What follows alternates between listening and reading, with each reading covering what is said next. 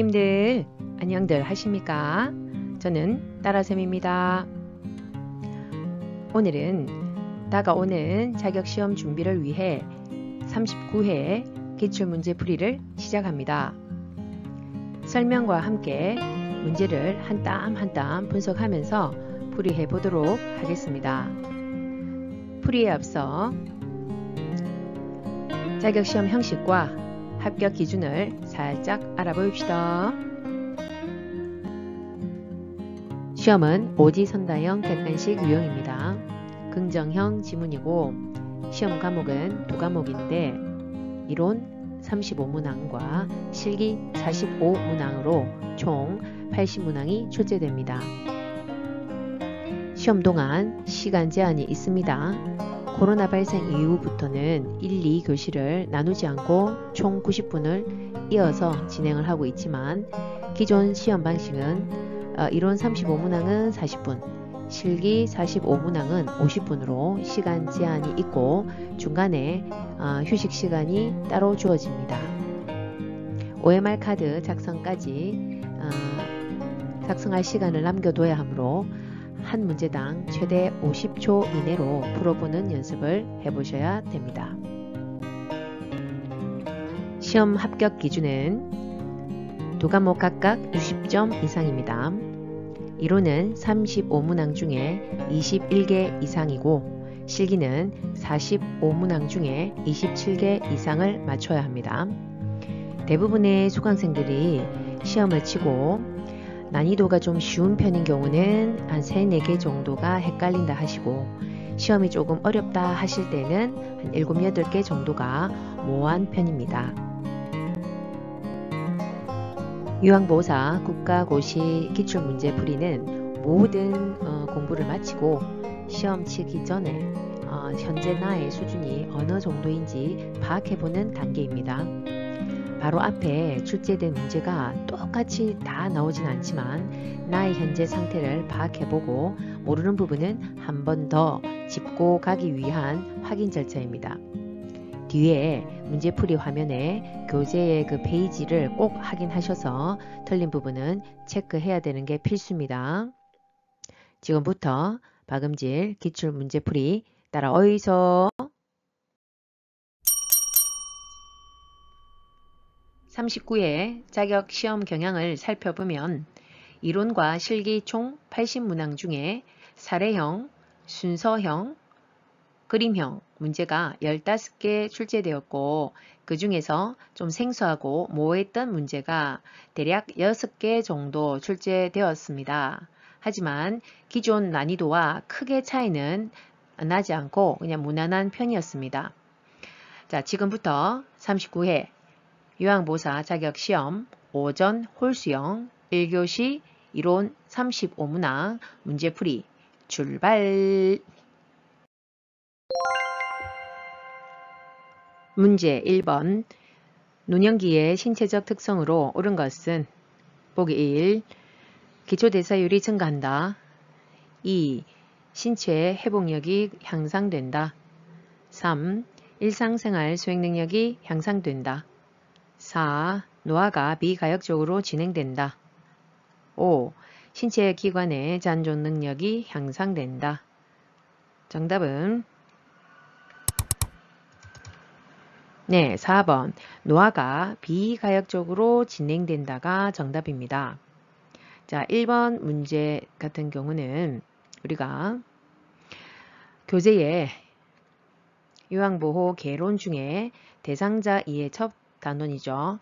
자, 출제 빈도는 2개라고 기억을 하시고, 자, 그 중에서 주로 요 신체적 특성, 자, 키워드인 신체적 특성과 그 다음에 우리 심리적 특성이 있었다, 그죠? 노년기의 심리적 특성. 요런 문제들이 잘 출제되니까 꼭 정리해 두십시오. 자, 보기 1번 기초 대사율이 그렇죠. 감소합니다. 근육량도 줄어들고 소화력도 떨어지고 면역력도 떨어지면서 그래서 2번 보시면 신체 회복력이 감소됩니다. 3번 일상생활 수행 능력도 그러면서 감소되죠. 근골격계라든지 뭐 폐활량 이런 것들도 다 감소되면서 그 다음에 5번 신체 기관의 잔존 능력이 향상되지는 않죠. 그래서 한반적으로 노년기에는 다 감소된다 이렇게 보시면 됩니다.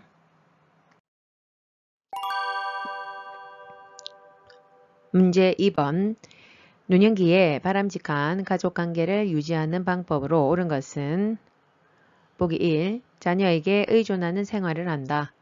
2. 배우자와 애정 표현을 자제한다. 3. 형제자매와 경쟁적 관계를 유지한다. 4. 고부관계는 경직된 상태로 유지한다. 5. 손자, 손녀가 긍정적인 자아를 형성하도록 돕는다. 정답은 네, 5번. 손자, 손녀가 긍정적 자아를 형성하도록 돕는다가 맞습니다. 자, 정답이고, 자, 문제 2번은 키워드가 바람직한 가족관계 유지 방법입니다. 이 문제도 간간히 또 좀 출제가 되니까 정리는 해두셔야 됩니다. 자, 1번 같은 경우에는 자녀에게 의존하는 생활을 한다.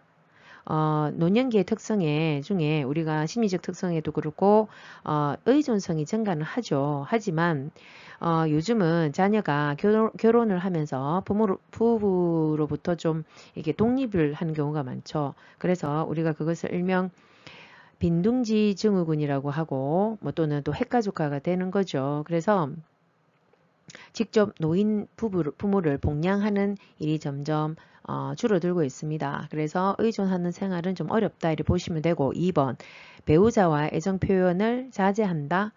자제를 굳이 할 필요는 없으시죠. 이제는 이제 노부부 두 분이 남았는데 자제를 하면 외롭고 또 건강적으로 건강한 생활을 유지하기 위해서는 긍정적인 부부관계가 유지되어야 됩니다. 그렇게 되기 위해서는 우리가 적극적인 대화나 공통의 그 취미생활 이런 것들이 필요하다 이렇게 보시면 되고요. 그 다음에 3번 형제자매와 경쟁적 관계를 유지한다. 이건 어릴 때 얘기죠. 그죠? 그래서 경쟁적 관계가 아니라 상호 이해와 동조성을 이제 강화하는 그런 이제 관계가 유지돼야 됩니다. 그리고 고부관계는 경직된 상태로 유지한다. 경직된 상태로 유지돼서는 안 되죠. 스트레스 쌓이니까. 그래서 자녀들이 요즘은 독립을 하다 보니까 예전처럼 같이 대가족처럼 살지 않습니다. 그래서 고부관계가 예전에 비하면 좀 갈등이 좀 줄어들었다 그죠. 예전보다는 감소는 되었지만 그렇다고 뭐 가치관이 똑같지는 않기 때문에 고부 갈등이 뭐 약간은 존재는 하나 이렇게 경직된 상태가 유지되어서는 안 된다 보시면 됩니다. 문제 3번 요양보호사가 근로계약 종료로 실직한 경우 실업급여를 보장하는 사회보험은 보기 1. 국민건강보험 2. 국민연금보험 3. 고용보험 4. 산업재해보상보험 5. 노인장기요양보험 정답은 네, 3번 고용보험이 정답입니다. 자, 여기 3번 문제부터는 자, 우리가 요양보호 첫 단원인 제1장 개론에서 두 번째 단원인 제도 및 서비스 파트에서 지금 이제 문제가 시작되고요. 이 단원의 출제 빈도는 보통 평균 한 5개에서 7개 정도라고 감안을 하고 정리를 해 주십시오. 자, 3번 문제의 키워드는 이제 근로계약이 되어 있다가 종료가 되어서 지금 실직을 하면서 결국은 실업급여를 보장하는 사회보험은 결국은 이 사회보험의 유형을 종류를 물어보는 결국 문제입니다. 자, 그래서 이 5개, 1번부터 5번의 이 보기가 이 5가지 유형이 우리 사회보험에 다 해당이 되고요. 자, 그러면 실업급여와 딱 해당이 되는 것은 우리가 3번 고용보험에 해당이 된다. 알고 계시면 되고 간간히 또 이게 기본적인 문제이다 보니 우리 교재에 나와 있는 내용을 한번 언급을 하고 한번 넘어가도록 하겠습니다. 자, 보시면 자, 1번부터 5번까지 이렇게 언급이 되어 있는데 자, 우리 사회복지 분야에는 크게 1번 공적부조, 2 사회보험, 3 사회서비스 이렇게 크게 세 분야로 나뉘어져 있고 그 중에서 지금 문제에서 물어보는 사회보험 유형을 지금 물어보는 거거든요. 그래서 이 사회보험에는 크게 또 이렇게 5가지의 유형이 나누어져 있다. 자, 그래서 우리 답에 나와 있던 고용보험 3번에 나와 있던 거죠. 실업 예방, 고용 촉진, 근로자의 직업 능력 개발 향상을 위해서 급여가 제공되는 것이고 1번 국민건강보험 우리 다 아신다 그죠? 병원에 가서 치료받고 하는 거 있죠. 그래서 질병, 부상에 대한 예방 또 진단 또 치료, 재활, 출산, 건강 증진 우리 건강검진 하죠. 그죠? 자, 그래서 보험급여, 그런 거에 대한 다 보험급여를 제공하는 급여를 말을 하고요. 그 다음에 2번, 국민연금보험. 국민의 노령, 장애, 사망에 대한 연금급여이다. 자, 네 번째, 산업재해보상보험법. 우리 이제 산재라고 하죠. 그래서 업무상의 어떤 재해를 보상하고 재해 근로자의 재활과 또 사회복귀를 촉진하기 위한 급여이다.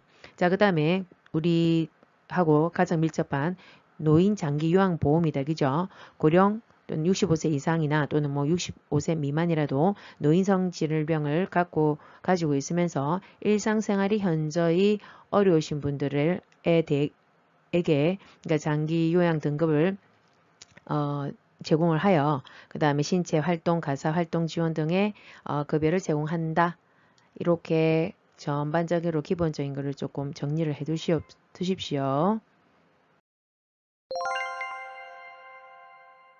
문제 4번 장기 요양 서비스 이용 절차 중 괄호 안에 들어갈 내용은 첫째, 서비스 신청 접수 및 방문 상담.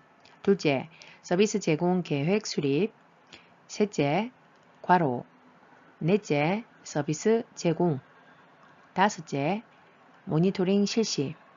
여섯째, 서비스 종료 혹은 지속. 정답은 네, 5번 서비스 이용 계약을 체결한다. 이것이 정답입니다. 자, 4번의 문제의 핵심 키워드는 장기 요양 서비스 이용 절차입니다. 이것도 가끔 한 번씩 또 나오는 문제이니까 요 가로 안에 순서를 기억을 좀 해 두셔야 됩니다.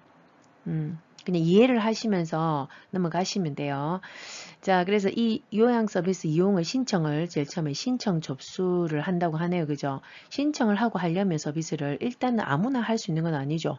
장기요양 등급 판정을 받은 대상자이어야지만이 신청을 할 수 있는 거다. 그죠? 그래서 제일 우선은 노인이나 그 가족들이 건강보험공단의 양식에 따라 그 장기요양을 인정 신청을 하고 그리고 신청을 한 다음에 공단에서 인정조사가 나와서 그 대상자에 해당이 되면 장기요양 등급을 판정을 내린다. 그죠? 그래서 그 대상자만이 이 절차에 따라 서비스를 이용할 수 있다. 이런 기본적인 거는 감을 잡으셔야 됩니다. 자, 그래서 제일 처음에 서비스를 신청을 및 접수를 하고 뭐 방문 상담을 한다고는 하는데 그럼 신청을 어디에다 해야 됩니까? 우리가 주로 이 장기요양 서비스를 하는 데가 제공하는 데가 장기요양 기관이라고 하죠. 그죠? 장기요양기관. 여기는 우리가 재가센터 대상이 될 거고 주야간보호센터도 그 다음에 요양원도 이런 기관들을 우리가 장기요양기관이라고 합니다. 자, 그래서 신청을 접수를 하고 방문 상담을 할 수도 있다. 자, 이때 우리가 필요한 또 서류가 있다. 그죠? 그것이 뭐냐? 우리가 공단으로 받은 이제 등급을 받으면 공단이 대상자한테 이 서류들을 제공을 하죠. 뭐다? 장기요양 인정서와 표준 장기요양 이용 계획서를 이제 제공을 하면 그걸 갖고 있다가 신청할 때 이 기관에다가 제출을 한다 이렇게 보면 됩니다. 자, 그리고 상담을 하고 접수를 했다면 자, 기관에서는 서비스를 제공할 수 있는지 여부를 판단하고 그 계획을 수립을 해봅니다. 자, 수립을 하고 나서는 오케이, 가능하다 했을 때 자, 지금 5번의 답처럼 여기 계약을 체결을 한다. 계약 체결을 해야 되죠. 다 같이. 자, 계약 체결을 하고 나면 이제 바로 서비스가 제공이 되는 것이고, 자, 서비스 제공을 하고 나면 또 양질의 서비스가 제공되었는지 여부를 뭐 합니까? 자, 모니터링을 합니다. 자, 이거는 만족도를 체크, 확인하는 거다 보면 됩니다. 자, 그러고 나서 이제 최종적으로 이제 만족도도 체크해보고 확인해서 대상자와 이 기관이 서비스를 계속 종료가 될 건지 또는 계속 지속이 될 건지 결정하는 단계까지 이 절차가 마무리됩니다. 자, 참고하십시오. 문제 5번. 가족요양비가 포함된 장기요양급여의 종류는 보기 1. 시설급여 2. 재가급여 3. 간병급여 4. 장애급여 5. 특별헌금급여. 정답은 네, 5번 특별현금급여에 해당이 됩니다. 자, 5번 문제 같은 경우에도 필히 나오는 문제이다 보니까 꼭 알아두셔야 되고요.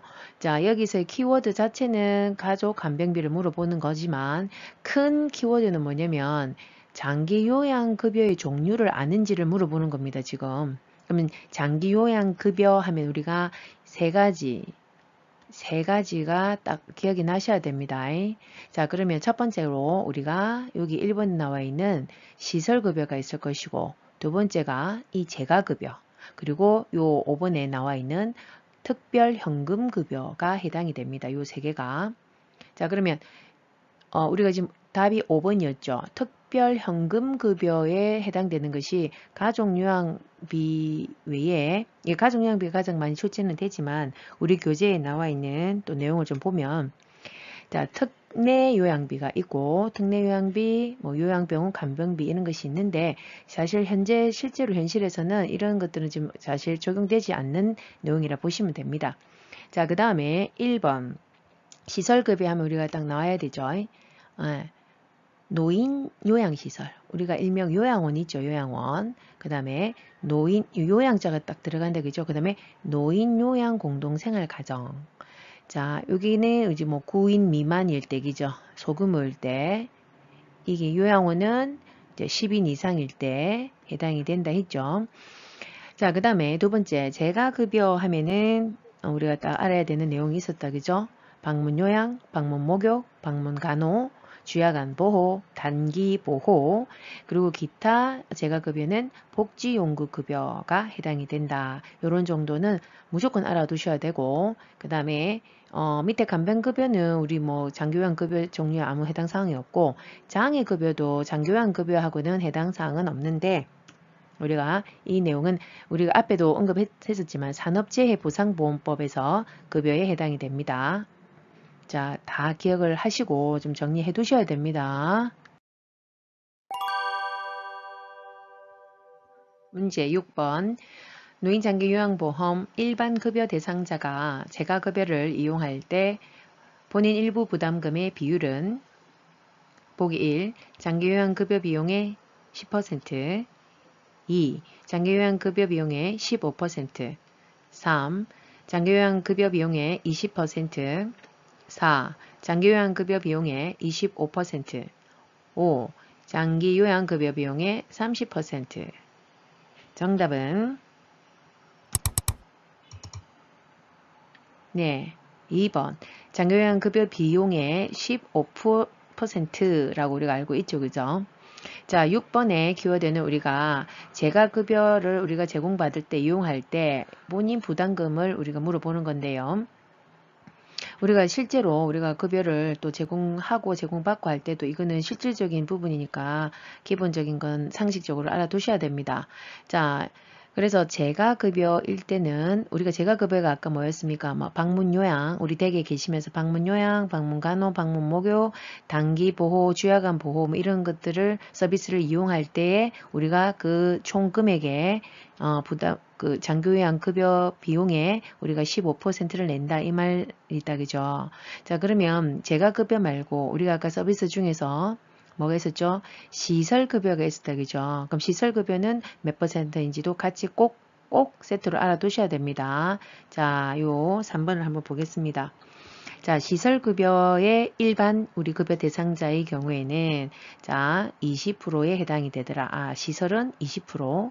자, 재가는 15% 이렇게 기본적으로 알아두시고 아무래도 시설이니까 요양원 같은데 우리 어른들 그 완전 전적으로 맡기는 거니까 급여 총급여 비용이 좀 높겠죠. 크겠죠. 그러니까 크다 보니까 본인 부담도 그만큼 20%로 조금 더 많이 우리가 낸다 이렇게 보시면 됩니다.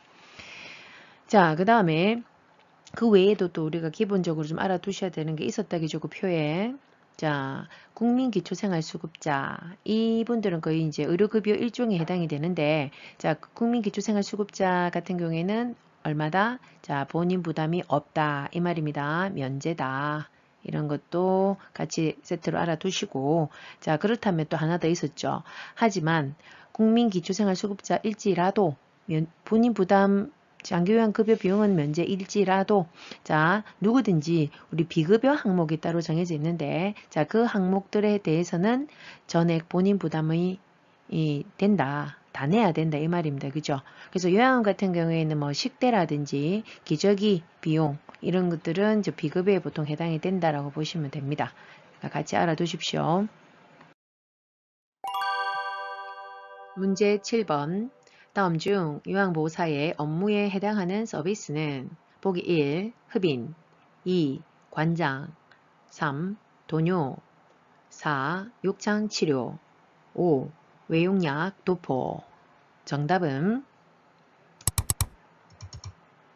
네, 5번 외용약 도포에 해당이 됩니다. 자, 7번의 키워드는 요양보호사의 업무가 무엇인지를 좀 물어보는 거거든요. 뭐 기본 아니겠습니까? 우리가 알아야 되니까 알아야지 뭐 제공을 하죠.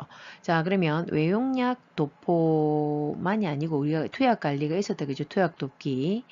신체활동 지원 서비스에서도 우리가 다 교재에 나왔었죠. 그래서 외용약, 뭐 용고라든지 크림을 바르는 것도 있고, 그죠? 그 다음에 뭐 안약을 투여하는 거, 그 다음에 귀에 약을 넣는 거, 뭐 안약이 안연고, 물약 이런 게 다 해당이 될 거고요. 그러면 경구약 투여는 뭐 기본이 되겠죠. 자, 그런 것들 다 해당이 된다 보시고 1번 흡인은 뭔지는 아신다 그죠? 우리 잘 많이 들어봤죠. 자, 가래 배출을 용이하게 하기 위해서 우리가 병원에서 백큐에다가 연결해서 뭐 집에서도 할 수 있지만 휴대용으로 석션기라고 있다 그죠? 석션이라고 표현을 많이 하거든요. 병원에서는. 자, 그래서 이런 흡인 같은 경우에도 이거는 의료인이 하는 의료행위입니다. 이런 것들은 의료행위는 해서는 안 된다. 자, 관장도 어르신들이 변비가 심해서 자주 하긴 하는데 의료 행위에 해당이 되고 도뇨도 우리 아신다 도뇨는 이제 소변을 배출하기 위해서 카테터 간을 꼽는 거다 그죠? 카테터 간을 자 그래서 이게 유치 도뇨관이 있고요. 한 2주 정도 한 달, 2달, 뭐 1년, 2년 계속 유지하고 있는 유치 도뇨관이 있고 그 다음에 일시적으로 막 소변을 못 봐서 빼주는 일시적 도뇨관 이게 두 가지가 있습니다. 그죠? 그 다음에 욕창치료 같은 경우에는 우리 그냥 소독을 얘기하겠다 그죠? 우리가 소독을 우리가 보통 드레싱 한다라고 하죠. 드레싱. 자, 이런 것들은 다 의료행위이기 때문에 우리 대상자에게 필요시에는 우리가 의료인한테 의뢰를 하면 됩니다. 문제 8번. 다음 내용에 해당되는 시설 대상자의 권리는 내용 거동이 불편한 대상자가 시설장에게 화장실에 비상벨을 설치해 달라고 요구하였다. 보기 1. 신체 구속을 받지 않을 권리 2. 충분한 정보를 제공받을 권리 3. 사생활과 비밀 보장에 관한 권리 4. 스스로 입소를 결정하고 계약할 권리 5. 안락하고 안전한 생활 환경을 제공받을 권리 정답은 네, 5번 안락하고 안전한 생활 환경을 제공받을 권리에 해당이 됩니다. 자, 8번 문제는 중요한데 자, 우리 교재의 개론 파트에서 세 번째 단원인 인권과 직업 윤리 단원이 있었다 그죠? 이 부분은 굉장히 중요하죠. 이 단원이 왜 중요하냐면 주로 한 출제가 한 10개 전후로 이 단원에서 출제가 됩니다. 그래서 정말 다빈도로 출제되는 단원이기 때문에 꼭 필수적으로 나오는 문제는 반드시 정리를 해두고 넘어가셔야 됩니다. 이 8번 문제도 마찬가지입니다. 이 권리를 물어보는 문제는 꼭 나오기 때문에 정리하셔야 됩니다. 그래서 시설에서 생활하는 대상자의 권리 해가지고 쭉 언급이 교재에 되어 있는데 기본 틀을 조금 한번 언급하고 넘어가도록 하겠습니다. 자, 보시면 자, 시설 생활 노인의 권리 해가지고 크게 네 파트로 나누어집니다. 자, 입소 전 단계, 입소 계약 단계, 그 다음에 생활 단계에서의 11가지의 권리가 쭉 또 나오고 네 번째 퇴소 단계에서도 권리가 하나가 나옵니다. 자, 그래서 각각의 단계에 해당되는 권리가 언급이 되는데 주로 시험에 나오는 요 단계는 요 생활 단계 11단계 11가지 중에서도 한 대여섯 개가 주로 많이 언급이 되지만 지금 요 보기에 8번 보기에 나왔듯이 2번과 4번 같은 경우에는 요 입소 계약 단계의 권리이다 이리 보시면 돼요. 자, 그래서 요 두 개 충분한 정보를 제공받을 권리, 그 다음에 스스로 입소를 결정하고 계약할 권리는 입소 계약 단계에 해당된다 이리 보시고 자, 나머지는 그러면 또 이 생활 단계에 해당이 되는 권리이겠죠. 그죠? 자, 그래서 넘어가서 보면 정답은 5번이었고 자, 이 사례에 나왔듯이 화장실에 비상벨을 달아달라고 설치해달라고 하는 것은 결국 이 안전한 생활 환경을 제공받을 권리에 해당이 된다. 그죠? 여기에 해당이 되었고 자, 그럼 우리 교재에 이 5번에 해당되는 권리에 해당되는 사례가 요 내용이 아니었죠. 그것도 조금 기억을 해 두셔야 돼요. 자, 침대를 사용하던 대상자가 그 시설에 침대가 없다 보니까 매트리스를 사용하게 됐어요. 그러다 보니까 허리가 많이 아프다고 막 불평을 하는 그 내용이 그 교재에 나옵니다. 그것도 좀 기억을 해 두십시오. 그 다음에 아까 2번과 4번 같은 경우에는 무슨 단계였습니까? 이 두 개는 자, 입소 계약 단계에서 그 권리가 두 개가 있었죠. 그래서 2번과 4번은 요 해당 사항이 입소 계약 단계에서의 권리이고 자, 그다음에 1번과 요 3번은 또 이것도 생활 단계에서의 11가지에 해당이 되죠. 신체 구속을 받지 않을 권리. 말 그대로 자, 우리 교재에 언급이 됐듯이 격리 또는 억제대를 자주 사용한다든지 그러니까 대상자의 의사에 상관없이 그 막 쉽게 자주 사용하는 걸 말하죠. 그래서 우리 교재에 나와 있는 사례를 보면 골절을 경험을 했던 어떤 어르신이 계신데 그죠? 그 골절 이후에 이제 계속 혹시나 또 부러질까봐 그 방을 나갈 때마다 요양보호사들이 그 대상자를 묶어놓고 나가는 이제 이런 사례가 언급이 돼 있었죠. 그런 걸 좀 기억하셔야 되고 그 다음에 사생활과 비밀보장에 관한 권리 언급이 좀 돼 있었는데 우리 교재에 무슨 내용이냐 사전에 동의 없이 개인의 정보를 제3자에게 제공을 한다든지 아니면 뭐 불쑥불쑥 뭐 방에 들어온다든지 아니면 동의 없이 사진을 뭐 촬영한다든지 이런 것들이 사례에 해당이 됐고 또는 어떤 어르신이 그 휴대폰을 그 병실에서 사용할 수가 없어요. 설치가 안 돼 있다 보니까 또 가지고 있지 않다 보니까 그래서 본인이 사용하고 싶을 때 사용이 불가한 내용 이런 사례가 조금 언급이 돼 있었으니까 참고하시고 조금 기억을 해 두셔야 됩니다. 문제 9번 노인 학대를 발생시킬 수 있는 요인에 해당하는 것은 보기 1. 가족 부양 부담 감소 2. 가족관계 갈등 해소 3. 노인의 의존성 증가 4. 노인 부양 의식 강화 5. 노인의 사회적 관계망 확대 정답은 네, 3번 노인의 의존성 증가입니다. 자, 이 9번 문제 같은 경우에는 최근에는 나오지 않던 뭐지 출제되지 않던 문제가 나와서 좀 다소 헷갈려 하실 수 있었는데 그렇다 하더라도 지금 이 내용을 보면 우리가 상식적으로 생각해 보면 또 이해가 될 수 있는 문제이니까 난이도가 그리 어렵진 않습니다. 자, 보시면 노인 학대를 발생시킬 수 있는 요인을 지금 물어보는 거네요. 그래서 정답은 노인의 의존성이 증가해요. 뭐 신체적인 거든 우리 심리적인 거든 의존성이 증가되면 아무래도 부양자들의 부양 의무자의 스트레스가 가중이 될 것이고, 그리고 그 부양 부담이 촉발이 되면서 스트레스를 받다 보면 또 학대가 발생될 수 있다. 이 개념이죠. 자, 그 다음에 1번에는 가족 부양 부담의 감소되면은 뭐 학대가 발생할 확률이 줄어들죠.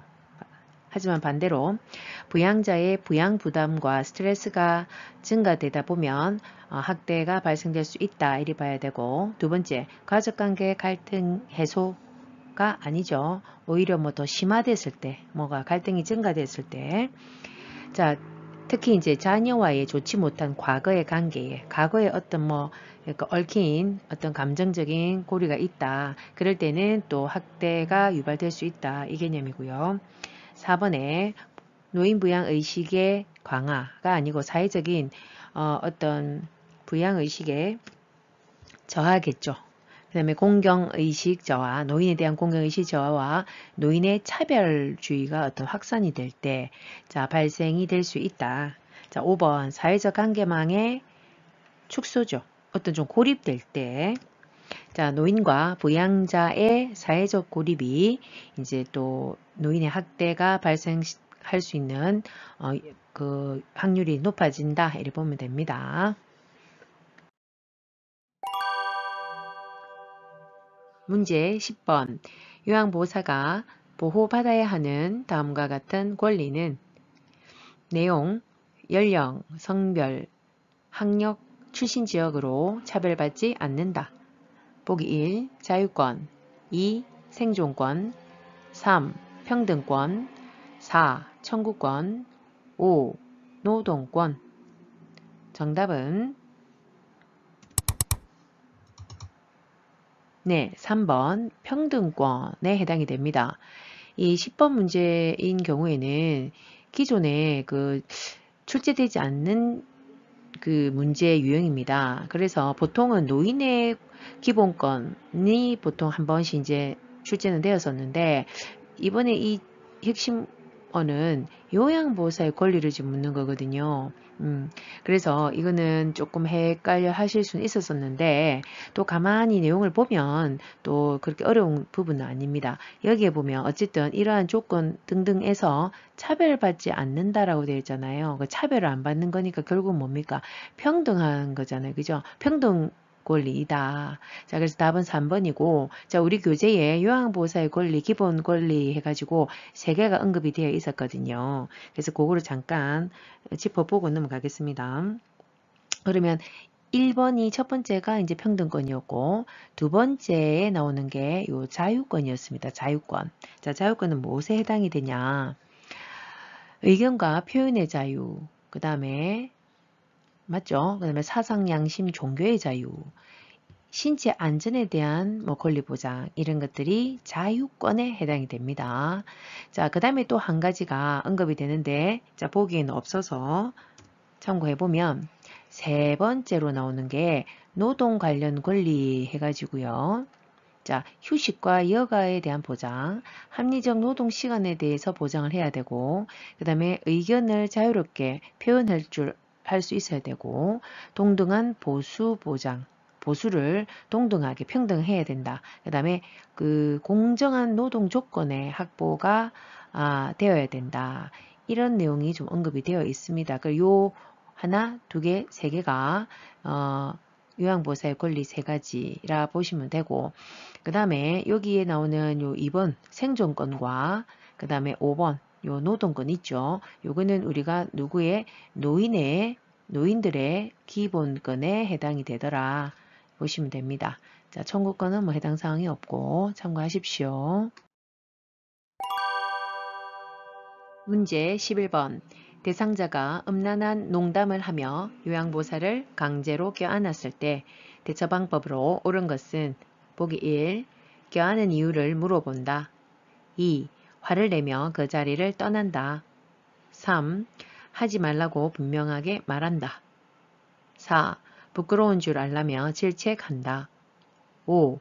농담을 받아주며 대수롭지 않게 반응한다. 정답은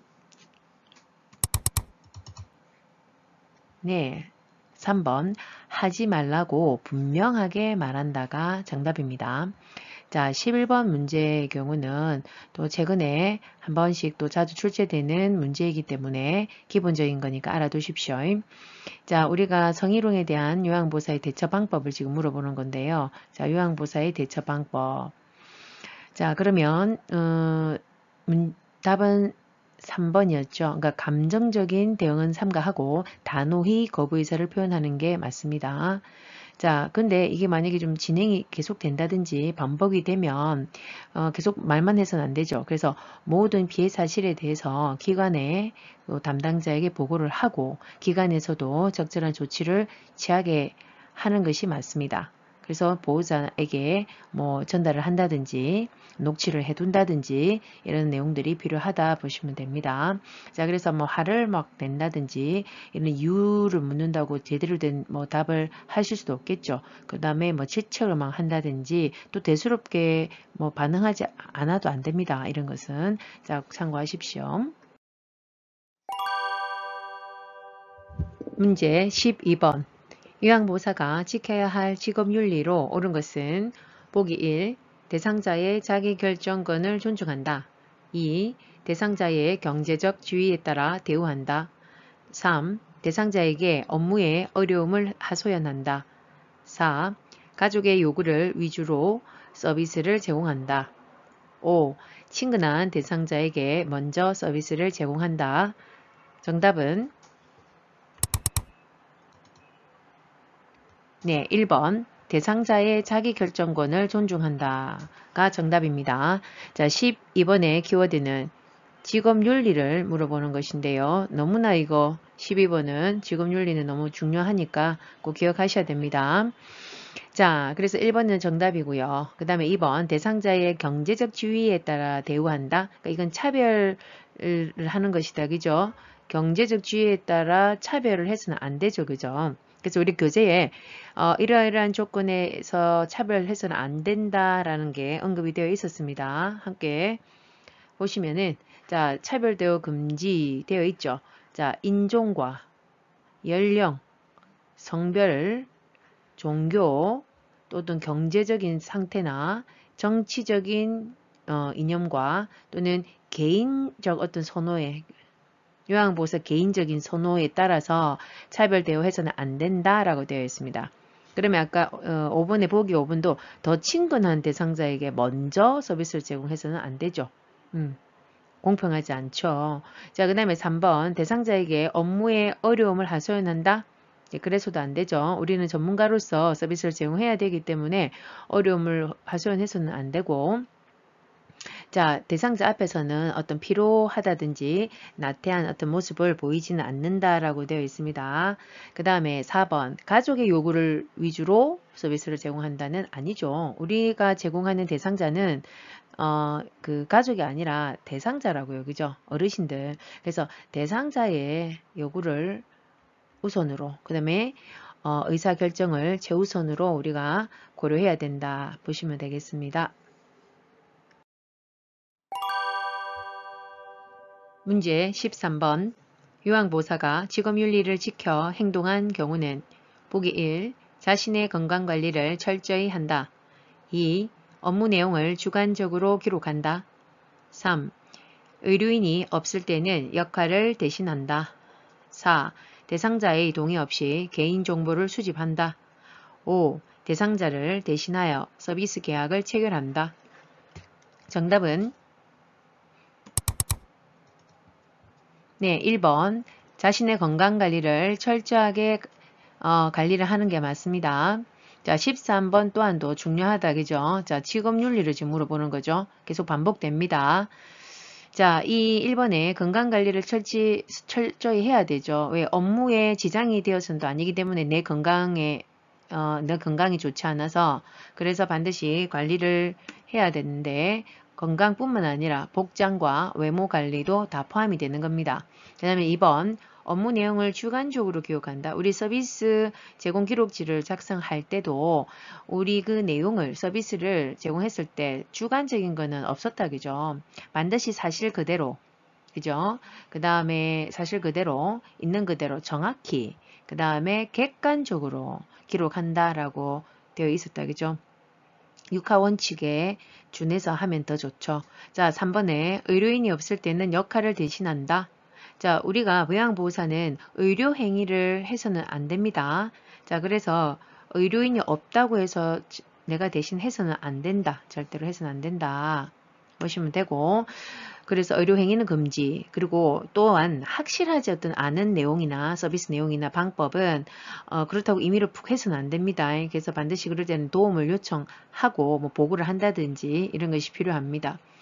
자, 네 번째, 대상자의 동의 없이 개인정보를 수집한다. 이거는 이제 요즘은 너무나 잘 아시죠. 자, 동의 없이 개인정보를 수집하는 것 자체가 불법입니다. 그래서 절대 해서는 안 된다. 그리고 우리가 개인 비밀 있죠. 개인적인 정보를 비밀 유지해야 된다는 거 그런 것도 중요합니다. 자, 그 다음에 5번 대상자를 대신하여 서비스 계약을 체결한다.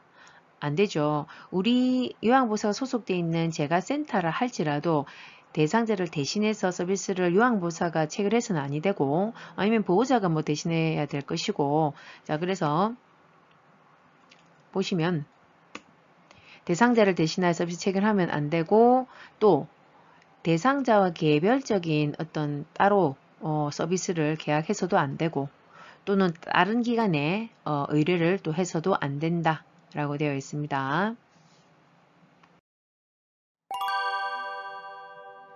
문제 14번 다음 상황에서 요양보호사의 대처 방법으로 옳은 것은 상황 동료 요양보호사가 서로의 시어머니에게 교차 서비스를 제공하는 것으로 처리하여 급여를 더 받자고 제안한다.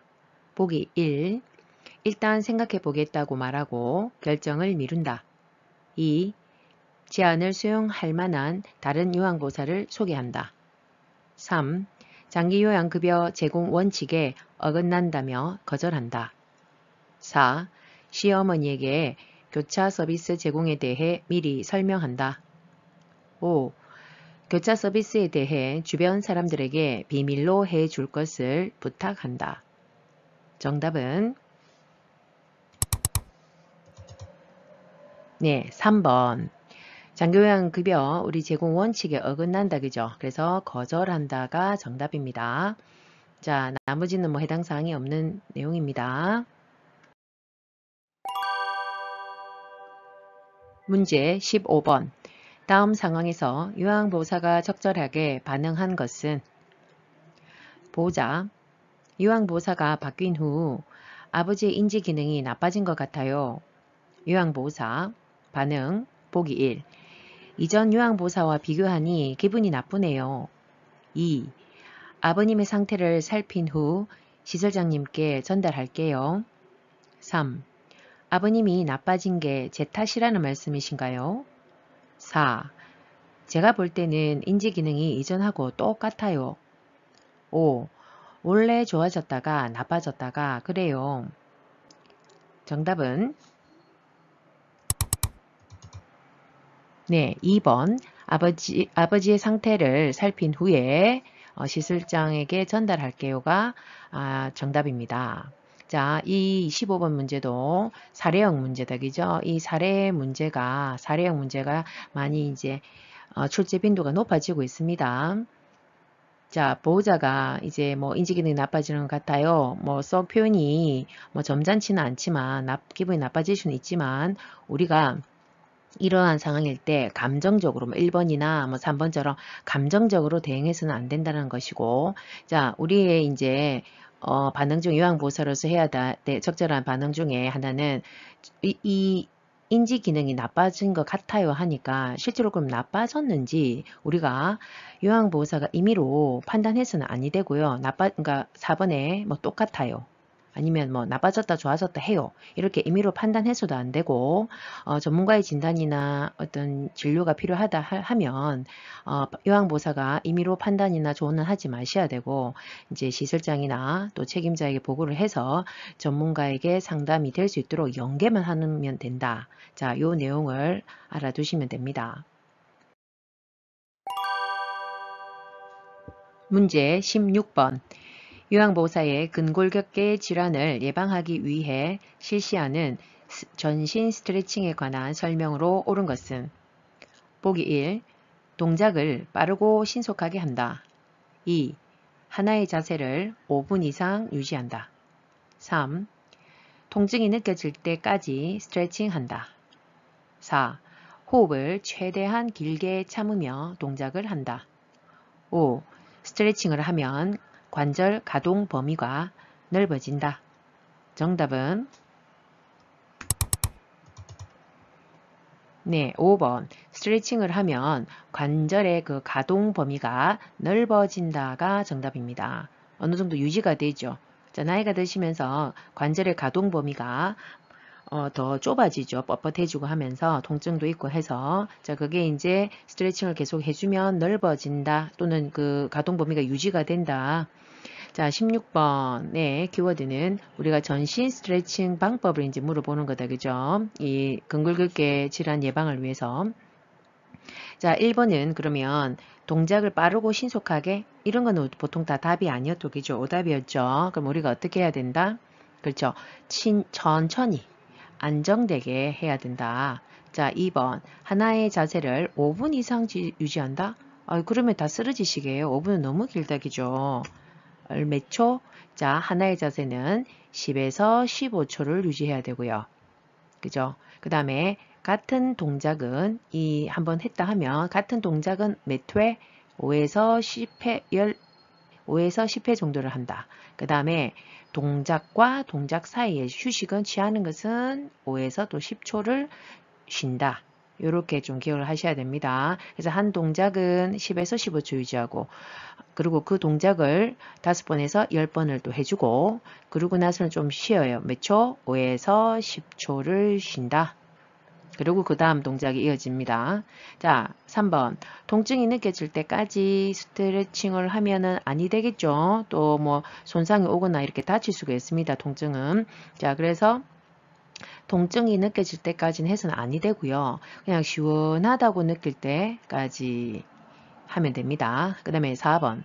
호흡을 최대한 길게 참으면 안 되죠. 산소 공급을 충분히 또 돼야 되죠. 아니면 그 뇌로 가는 또 산소가 부족하기 때문에 너무 참으면 안 되죠. 충분히 산소가 공급될 수 있어야 되기 때문에 그냥 편안하고 자연스럽게 하시면 된다. 이렇게 보시면 됩니다. 문제 17번.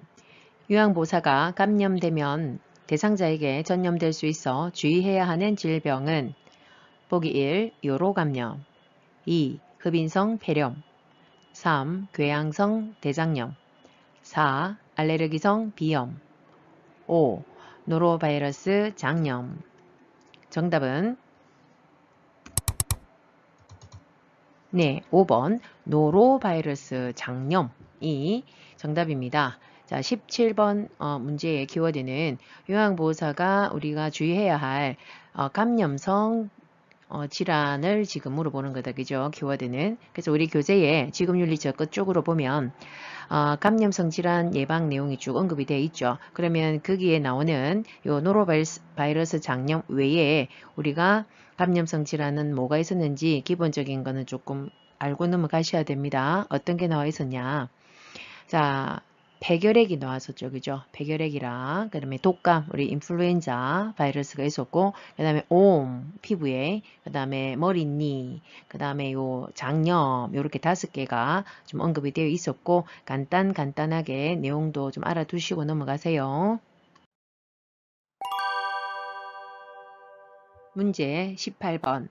설사를 하는 대상자를 돕는 방법으로 옳은 것은 보기 1.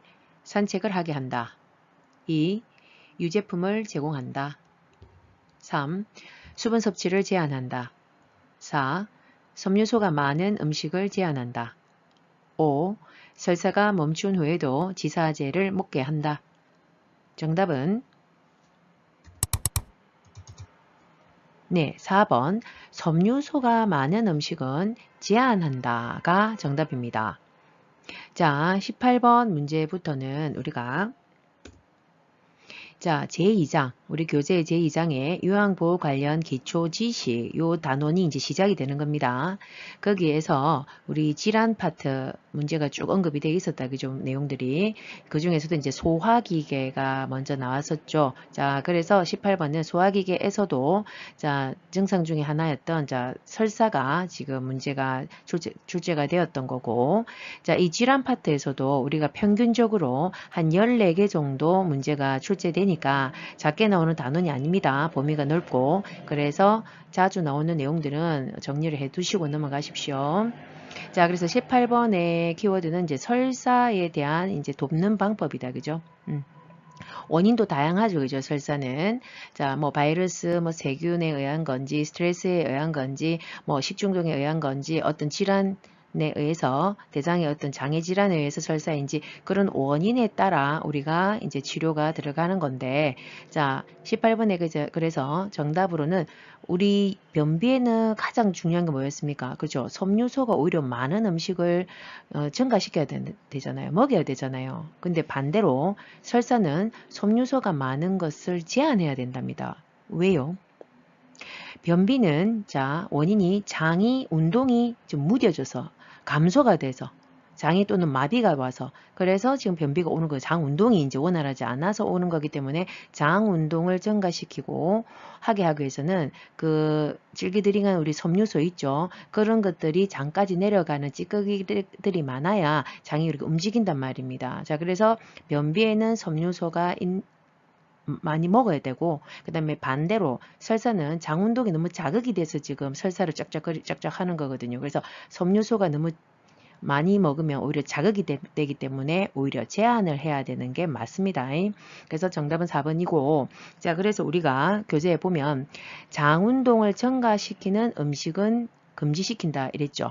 그 중에서 대표적인 게 우리가 섬유소 인 거고 기타 뭐 또 자극적인 거 매운 뭐 고추 뭐 후추 그다음에 카페인이 많이 든 음료수 그다음에 술 뭐 말할 것 없고 그다음에 이제 고지방 기름기 많은 음식들은 장을 더 자극합니다. 그런 거는 피해야 되고 자 1번 산책한다. 좋은 말 같잖아요. 그죠? 근데 설사를 하는 경우에는 장 운동이 이미 자극이 돼서 막 할바 너무 자극이 돼서 지금 설사를 하는데 그럴 때는 오히려 심신의 안정을 취하고 좀 휴식을 취하는 게 좋습니다. 또 원인 중에 하나가 설사의 원인이 스트레스가 원인인 경우도 있었거든요. 그래서 어쨌든 심신을 안정하게 하고 또 몸이 차보면 안 돼요. 체온이 떨어져도 또 장이 자극되기 때문에 몸을 따뜻하게 하고 따뜻한 미온수에 이런 물을 마시는 게 가장 좋죠. 자, 3번. 그래서 산책은 아니고 그냥 안전을 해라. 심신 안정, 몸을 따뜻하게. 그 다음에 2번 유제품을 제공한다도 아닙니다. 유제품 또한도 우리가 아까 나왔던 장운동을 또 증가시키는 음식이기 때문에 오히려 피해야 된다. 3번에 수분을 제한한다? 아니죠. 반드시 수분을 충분히 먹어야 됩니다. 왜? 설사로 인해서 내 몸에 좀 수분과 전해질의 좀 불균형이 충분히 올 수 있거든요. 그래서 반드시 물을 충분히 마셔야 됩니다. 그래서 충분한 물 섭취를 해서 탈수를 예방해야 되는 게 맞고 그 다음에 음식 섭취량은 어떻게 됩니까? 줄여야 됩니다. 뭐 많이 땡기지도 않겠지만은 어쨌든 줄여서 음식이 들어가면 또 장이 그 소화시키려고 또 자극되니까 자 반드시 뭐 섭취량도 줄인다. 5번에 설사가 멈춘 후에도 지사제를 먹어요. 과용하면 안 되죠 절대로. 그리고 지사제를 임의로 먹으면 된다 안 된다 교재에 그죠? 지사제를 함부로 사용해서는 안 된다고 그랬죠. 왜? 설사의 원인이 다양하거든요. 그러니까 바이러스 때문인지 뭐 박테리아에 의한 건지 또는 식중독 어떤 상한 음식을 먹어서 온 건지 스트레스에 의한 건지 알 수 없기 때문에 무조건 지사제를 먹어서 안에 있는 그 내용물 노폐물을 안 빼지 그러니까 빠지지 않게 해서도 안 됩니다. 상한 음식을 먹어서 설사가 왔는데 그렇고 지사제를 먹어가지고 딱 안 나오게 하면 그 독성은 어떻게 해요? 내 몸에 또 계속 남아 있는 거죠. 그러면 안 되죠. 그래서 지사제를 임의로 아무데나 먹어서도 안 되고 남용해서도 안 된다. 자, 그런 내용을 정리해 두십시오. 문제 19번. 만성기관지염으로 기도가 좁아져 숨쉬기 힘든 대상자를 돕는 방법으로 옳은 것은 보기 1. 심호흡과 기침을 하게 한다. 2. 뜨거운 물을 자주 마시게 한다. 3. 실내를 차고 건조하게 유지한다. 4. 방향제를 뿌려 실내 공기를 정화한다. 5. 감염을 막기 위해 마스크를 쓰게 한다. 정답은 1번 심호흡과 기침을 유도해야 됩니다. 자, 19번은 우리가 호흡기계 이제 질환에서 한 질환이었죠. 만성기관지염. 그러니까 말 그대로 만성적인 기관지의 염증입니다. 자, 그래서 이 염증으로 인해서 어떻게 됐냐. 기도가 좁아졌다. 이것이 이 만성기관지염의 특징입니다. 기도가 서서히 영구적으로 이제 좁아지는 거죠. 그러면서 계속 그 염증의 반응이 계속 빈발하거든요. 그래서 기도가 우리가 좁아지면 결국은 뭐가 됩니까? 가스 교환이 충분히 일어나지 않겠죠. 자, 산소는 들이마시고 우리 몸을 돌고 온 그 노폐물, 이산탄소는 충분히 빼줘야지 되는데 이제 그게 원활하지 않다 보니까 결국은 숨쉬기가 어려워집니다. 그리고 가스 교환이 충분히 되지 않으면 우리가 그 염증 반응에 의해서 가래가 굉장히 많이 끓습니다. 그러면서 또 기침을 유발하기도 하죠. 왜? 가래를 빼내기 위한 우리 몸의 보상 기전으로 기침이 많이 심하게 유발이 되거든요.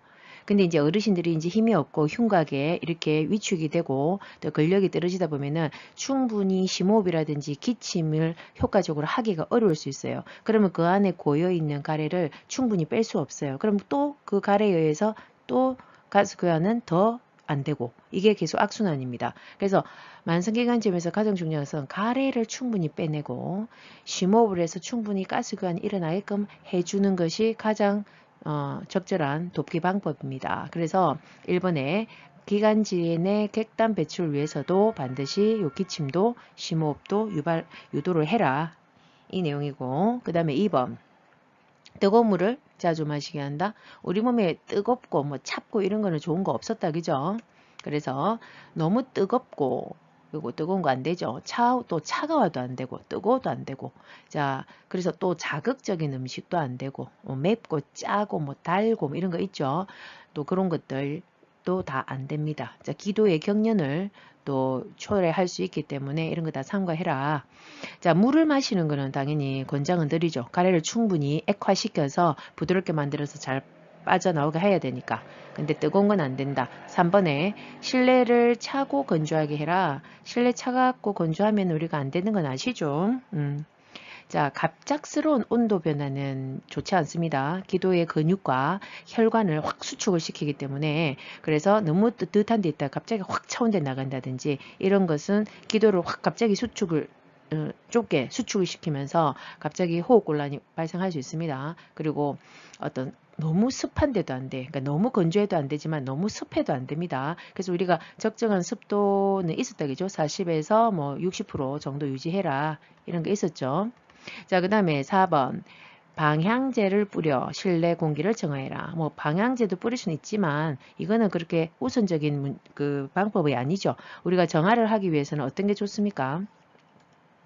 오염된 공기에 일단 노출은 하는 건 안 좋죠. 그래서 우리가 주로 항상 환기를 잘 시켜야 되죠. 충분히 환기를 잘 해야 되죠. 우리 코로나 때도 보셨지만은. 근데 요즘은 하도 또 바깥 공기도 더럽고 황사도 많고 먼지가 많다 보니 자 실내에서 공기청정기를 또 활용을 해라. 그래서 깨끗하게 유지해라 이 말입니다. 그 다음에 5번 감염을 막기 위해 마스크를 쓴다. 자 지금 호흡이 기도가 좁아져서 숨이 차다 힘들다 하는데 그거다 마스크까지 쓰면 우리가 더 숨 가쁜 거 아시죠? 그리고 심호흡이 어렵습니다. 그래서 이거는 지금 현재 요 상황에서는 해당은 안 된다. 자 정리를 해 두십시오. 문제 20번 고혈압 대상자의 혈압약 복용에 관한 설명으로 옳은 것은 보기 1. 두통이 있을 때 혈압약을 복용한다. 2. 비타민 K와 함께 복용하여 흡수를 돕는다. 3.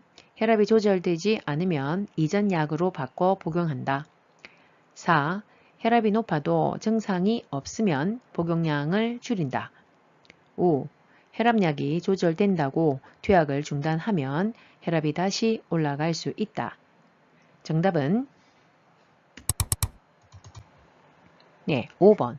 자, 조절이 된다고 해서 중단을 하면 또 다시 올라갈 수 있습니다. 그래서 20번의 답은 5번이고요. 자, 20번 문제는 우리가 심혈관계 질환에서 우리 고혈압이 언급이 됐었죠. 그래서 고혈압에서 우리가 가장 중요한 것은 약물 투여다, 그죠? 그래서 항고혈압제를 투여하는데, 자, 이 복용 방법에 대해서 교재의 그 상자에 언급이 되어 있습니다. 자, 그래서 5번 같은 경우에도 우리가 이제 보통 어르신들이 실수가 이제 혈압이 조절된다고 임의로 막 중단하는 경우가 있거든요.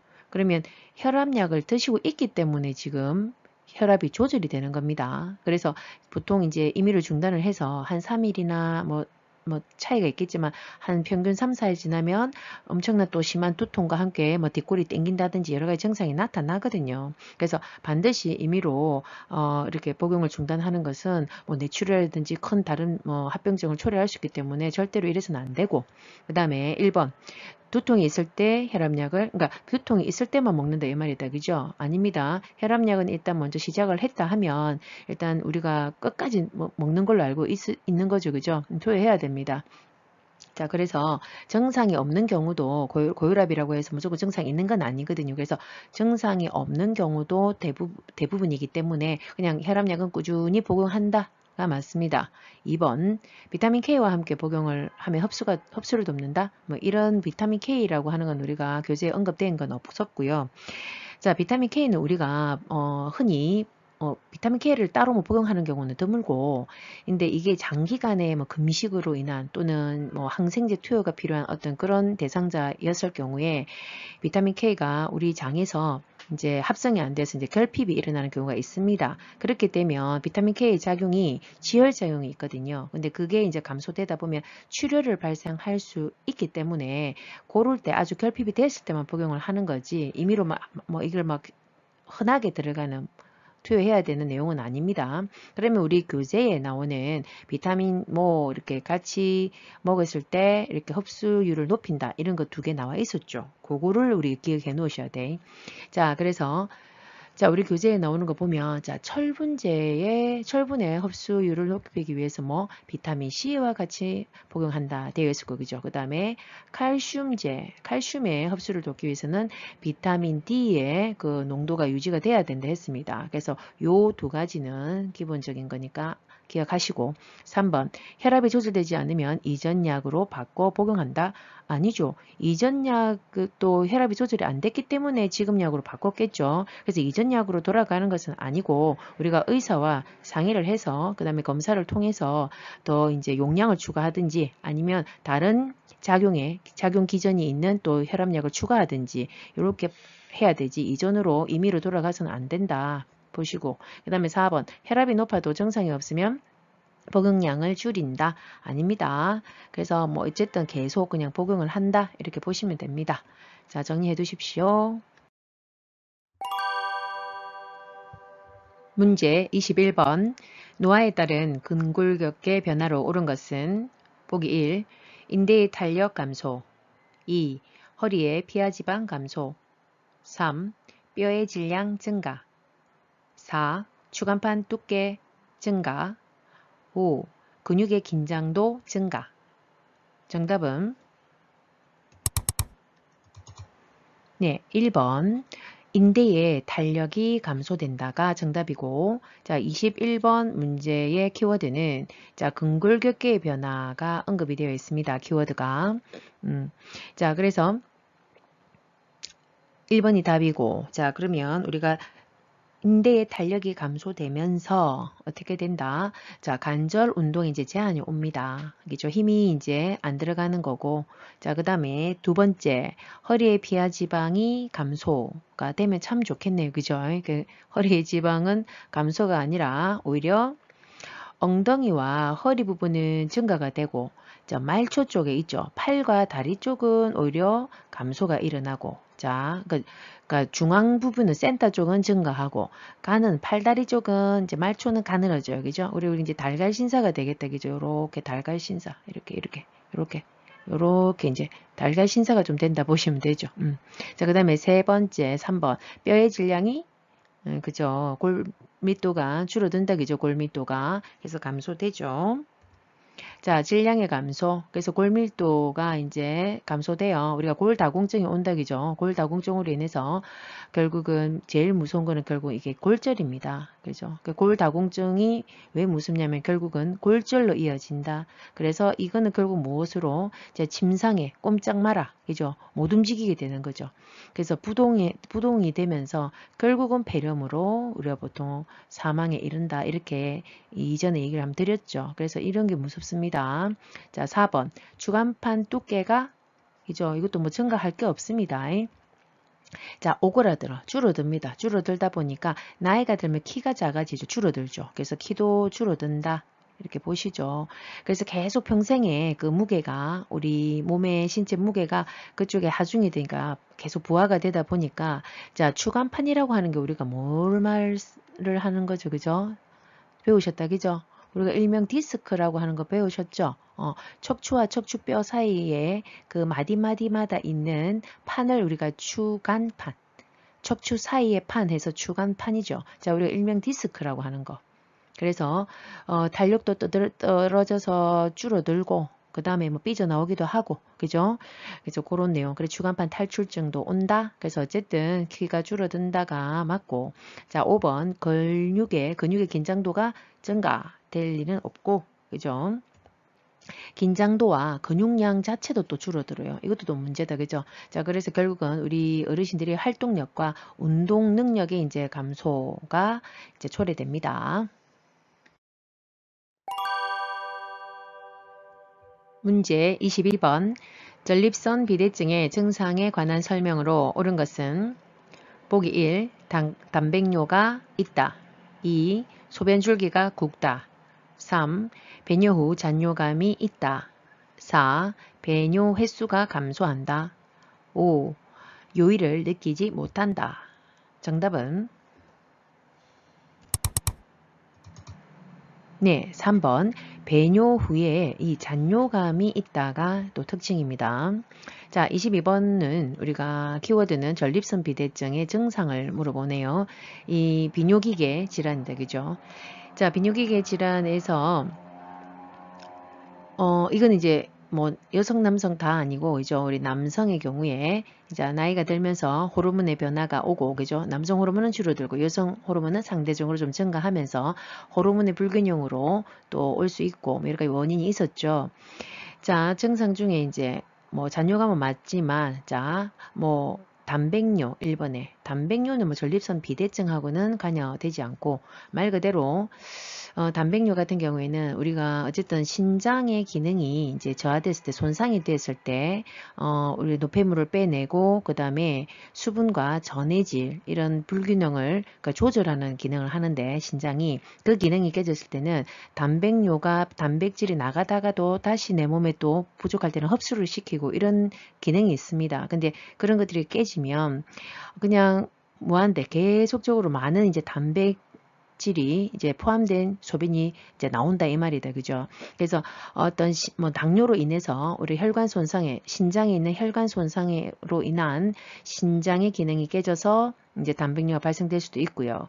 또는 뭐 이렇게 고열이 심했을 때 또는 뭐 극한 아직 뭐 근육 손상 운동을 엄청나게 심하게 해가지고 뭐 근육이 손상이 급성적으로 확 왔을 때 이럴 때는 단백질이 빠지는 단백뇨가 나타날 수 있다. 근데 비대증하고 상관없습니다. 2번 소변 줄기가 그죠? 굵을 수가 없죠. 그죠? 젊을 때 얘기다. 그죠? 오히려 줄어든다. 우리가 이제 전립선에 이제 결국은 내용은 뭡니까? 방광이 있고 여기가 요도가 있다. 그죠? 그러면 근데 그 옆으로 남성의 경우에는 여기에 전립선이 있다 붙어 있다. 그죠? 방광 아래 요 요도 양쪽으로 이렇게 전립선이 있으니까. 근데 이게 이제 말 그대로 나이가 들면서 호르몬의 밸런스가 깨지고 하면서 이렇게 부어졌다. 붙는다. 커진다. 그러면서 요 요도를 누른다. 요 양쪽에서 요 누르잖아요. 그죠? 그래서 요도가 좁아진다. 그래서 여기에 차면 이제 시원하게 나와야 되는데 하여튼 소변 줄기가 가늘어집니다. 그러면서 또 뭐가 있습니까? 힘을 줘야 나오죠. 힘을 줘야지만이 나오는 또 증상도 있죠. 자, 그 다음에 4번 배뇨 횟수가 감소되지는 않습니다. 빈뇨 들어보셨죠? 오히려 증가합니다. 2시간 이내로 자꾸 왔다 갔다 하는 거. 그 다음에 요일을 느끼지 못한다. 요일을 느끼지 못하지는 않죠. 뭐 신경에 마비가 온다든지 손상이 있는 건 아니기 때문에 뭐 이건 해당 사항은 없습니다. 그래서 한 번 더 비대증의 증상에 한번 정리를 해보자면 자, 뇨뇨로 뇨뇨뇨 이걸 외우시면 돼. 자, 잔뇨, 빈뇨, 긴박뇨도 있습니다. 그러니까 못 참아요. 그러니까 소변이 누구 싶으면 좀 참을 수 있잖아요. 그러니까 그 관략근을 쪼고 하면서 근육으로. 근데 그걸 못 참아. 그래서 절박뇨라고도 하고 우리 긴박뇨라고 나오죠 책에. 그 다음에 야뇨 밤에 자꾸 자주 왔다 갔다. 그 다음에 아까 말했던 힘을 줘야 나온다. 이거를 우리가 중단뇨라고 하거든요. 중단된다고. 소변 줄기가 중단돼 줄이 안 나오고. 자, 이런 것들이 있다. 증상 알아두시면 됩니다. 문제 23번. 노화에 따른 피부계 변화에 관한 설명으로 옳은 것은 보기 1. 표피가 두꺼워진다. 2. 손 발톱이 두꺼워진다. 3. 머리카락이 굵어진다. 4. 각질층의 수분 함량이 증가한다. 5.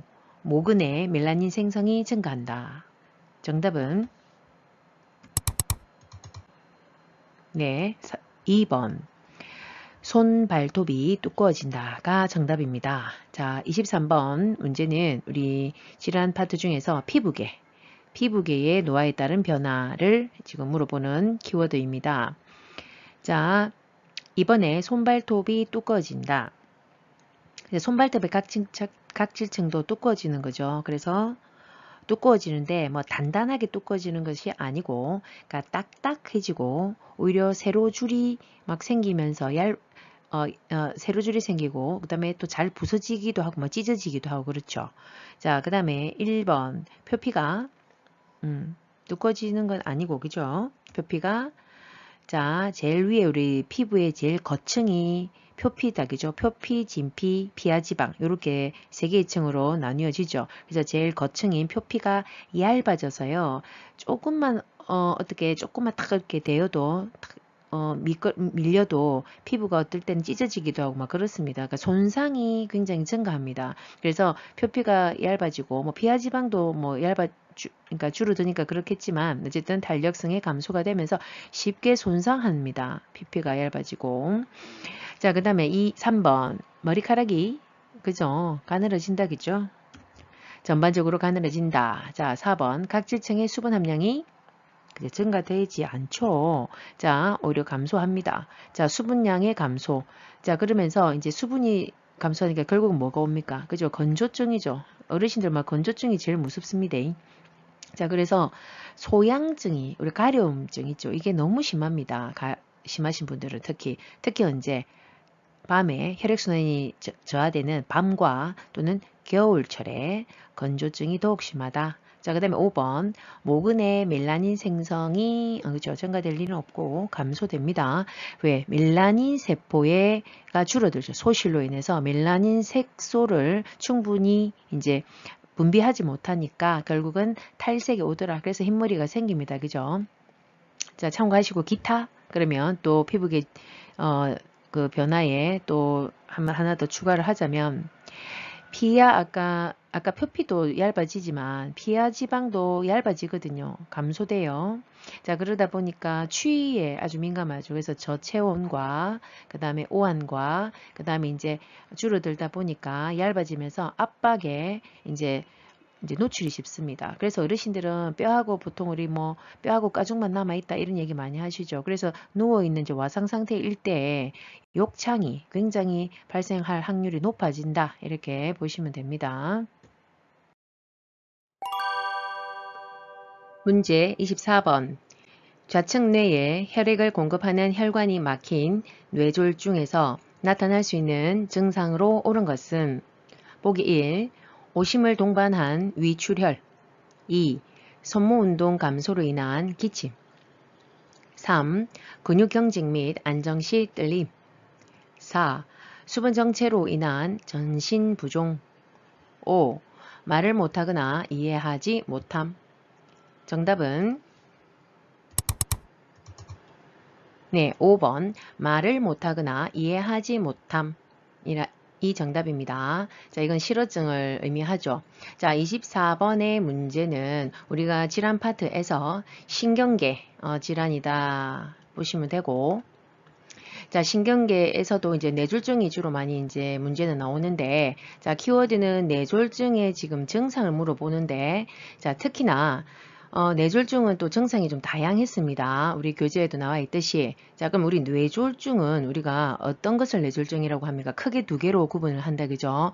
지금 여기 문제에 나와 있듯이 혈관이 막힌 경우는 우리가 뭐라고 합니까? 그렇죠? 뇌경색이고, 혈관이 터진 것을 뇌출혈이라고 얘기를 한다, 그죠? 그래서 이 두 가지를 모두 포함하는 게 뇌졸중이고, 자, 어쨌든 이거든 이렇게 발생을 할 수 있는데, 자, 이제 이런 게 발생을 하더라도 우리 뇌에서 어느 부위에 또 발생을 하느냐에 따라 증상이 다양하게 나타난다 했죠.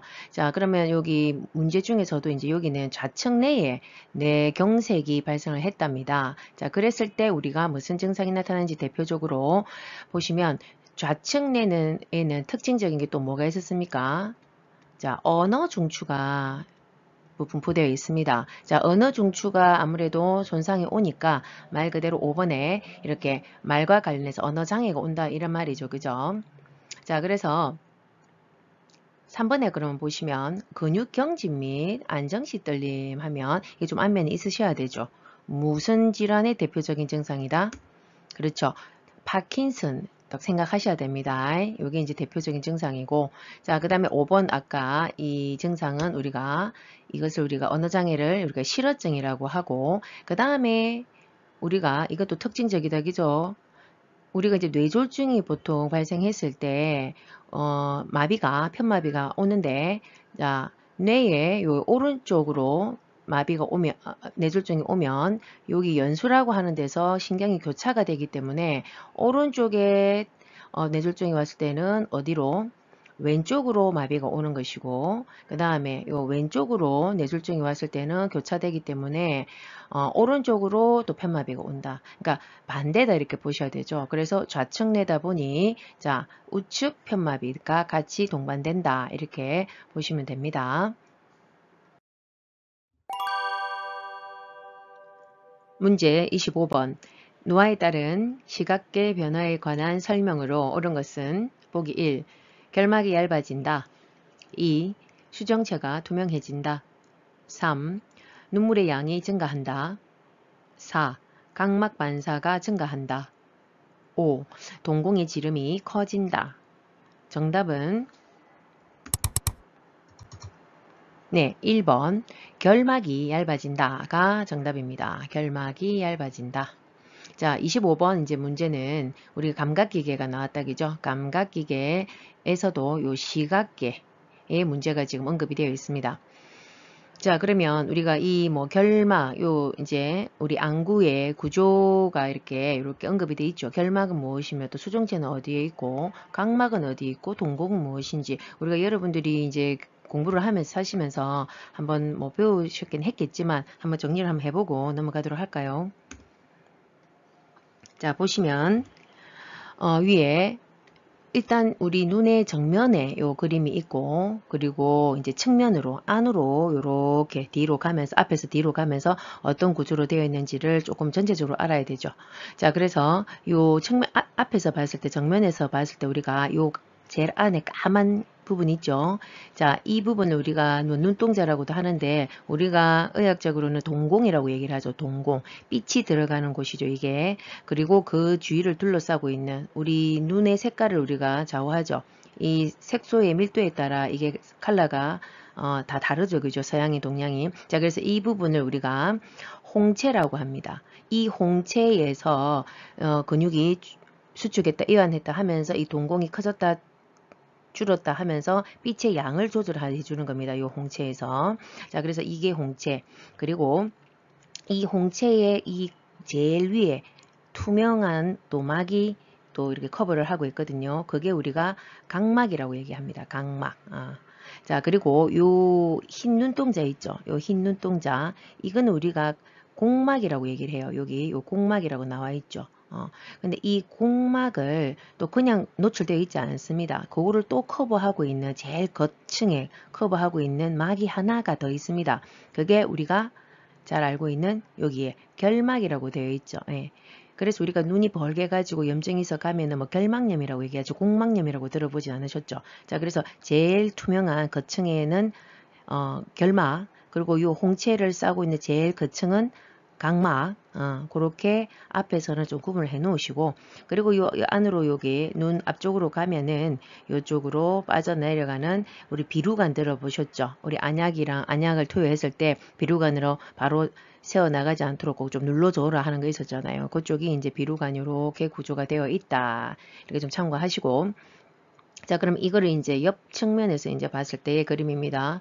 그래서 우리 요쪽 동그란 요 빛이 들어가는 요 부분이 이제 동공이고, 자, 그 다음에 동공 그 주위로 여기 싸고 있는 홍채가 있었죠. 이게 요 양쪽에 요 홍채가 이렇게 감싸고 있고, 이 홍채의 뒤에 모양체라고 하는 요 근육이 있어서 수축과 이완을 잡아 당기고 늘려주면서 요 여기 동공의 크기를 조절해서 빛의 양을 조절한다 이렇게 보시면 됩니다.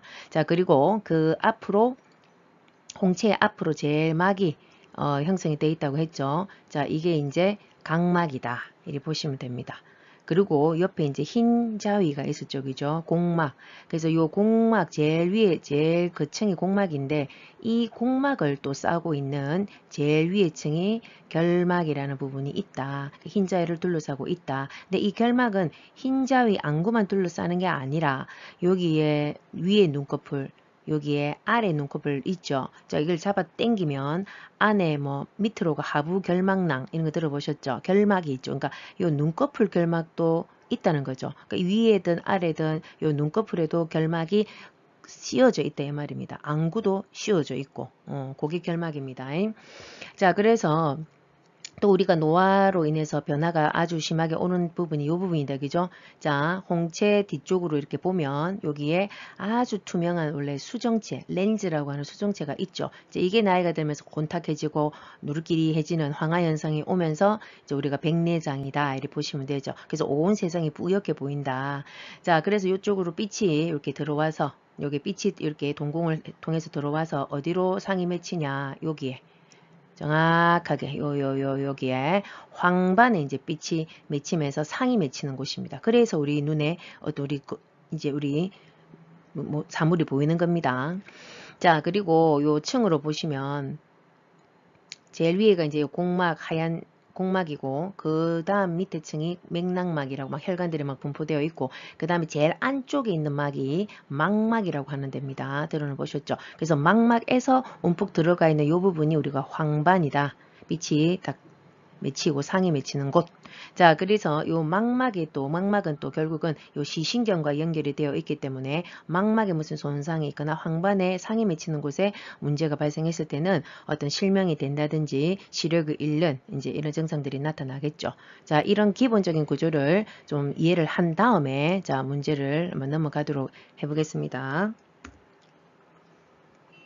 자, 그러면 다시 넘어와서 자, 1번 결막이 얇아진답니다. 우리 결막은 뭐였습니까? 흰자의 공막을 싸고 있는 그 제일 끝층 투명한 막이 결막이라고 했습니다. 눈꺼풀도 싸고 있고 자, 이거는 얇아진다가 맞죠?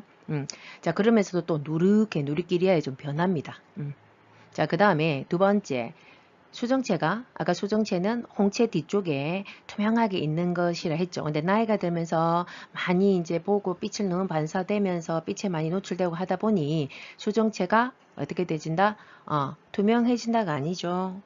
아까 말했죠. 황화 현상, 누리끼리에 변하는 황화 현상, 탁해집니다. 자, 그래서 색깔이 구분이 어렵다는 게 특징이었죠. 근데 비슷한 색깔을 또 구분하지 못하겠죠. 그런데 그 중에서도 비슷하지만 어두운 색깔을 더 구분이 어렵습니다. 그래서 우리 책에 나오는 거 보라색, 남색, 파랑색, 보남파 색깔 식별 능력이 더 저하된다. 이렇게 보시면 되고 그 다음에 눈물의 양이 증가한다? 아니죠. 그러면 건조가 안 될 텐데 오히려 감소가 되어서 많이 건조하고 뻑뻑하다 이런 표현 참 많이 쓰십니다. 어르신들. 그래서 굉장히 불편해 하시기도 합니다. 자, 그 다음에 4번. 각막 반사가 어찌 된다? 증가가 아니죠. 자, 저하가 되죠. 자, 아까 각막은 어디에 있었습니까? 홍채, 우리 까만 눈동자를 싸고 있는 그 홍채죠. 그 홍채의 제일 끝에 층이 우리가 각막이라고 얘기했죠. 근데 그쪽 부분에 감각이 반사가 무뎌져요. 그러니까 저하가 돼서 우리가 뭐 어떤 인물이나 뭐가 이렇게 닿였을 때 그게 느껴져야 되는데 바로 딱 뭐가 닿여서 인물감이 느껴지면서 깜빡깜빡깜빡 이리 돼야 되는데 그런 어떤 반사가 저하가 돼요. 그래서 오히려 손상과 감염에 둔해지면서 오히려 이런 데 노출되기가 쉽습니다. 자, 그 다음에 5번 동공. 아까 보셨다 그죠? 빛이 들어오는 동공의 지름이 커지면 환에 잘 보일 건데 지름이 줄어듭니다. 그래서 감소가 되어서 젊을 때 우리 20대보다 한 3분의 1 정도의 빛의 양만 들어온다고 되어 있죠. 그죠? 그래서 그만큼 침침합니다. 어두워. 그러니까는 나이가 드실수록 뭐 밝은 것이 좋습니다. 환한 게. 그리고 밝은 색상도 좋아하고, 자, 그런 이제 특징이 있다. 이렇게 정리를 쭉 해두십시오. 문제 26번. 당뇨병 대상자를 돕는 방법으로 옳은 것은 보기 1. 맨발로 운동화를 신게 한다. 2. 발톱은 일자로 자르게 한다. 3. 뜨거운 물로 발을 자주 씻게 한다. 4. 운동량이 많은 날은 인슐린 투여량을 늘리게 한다. 5.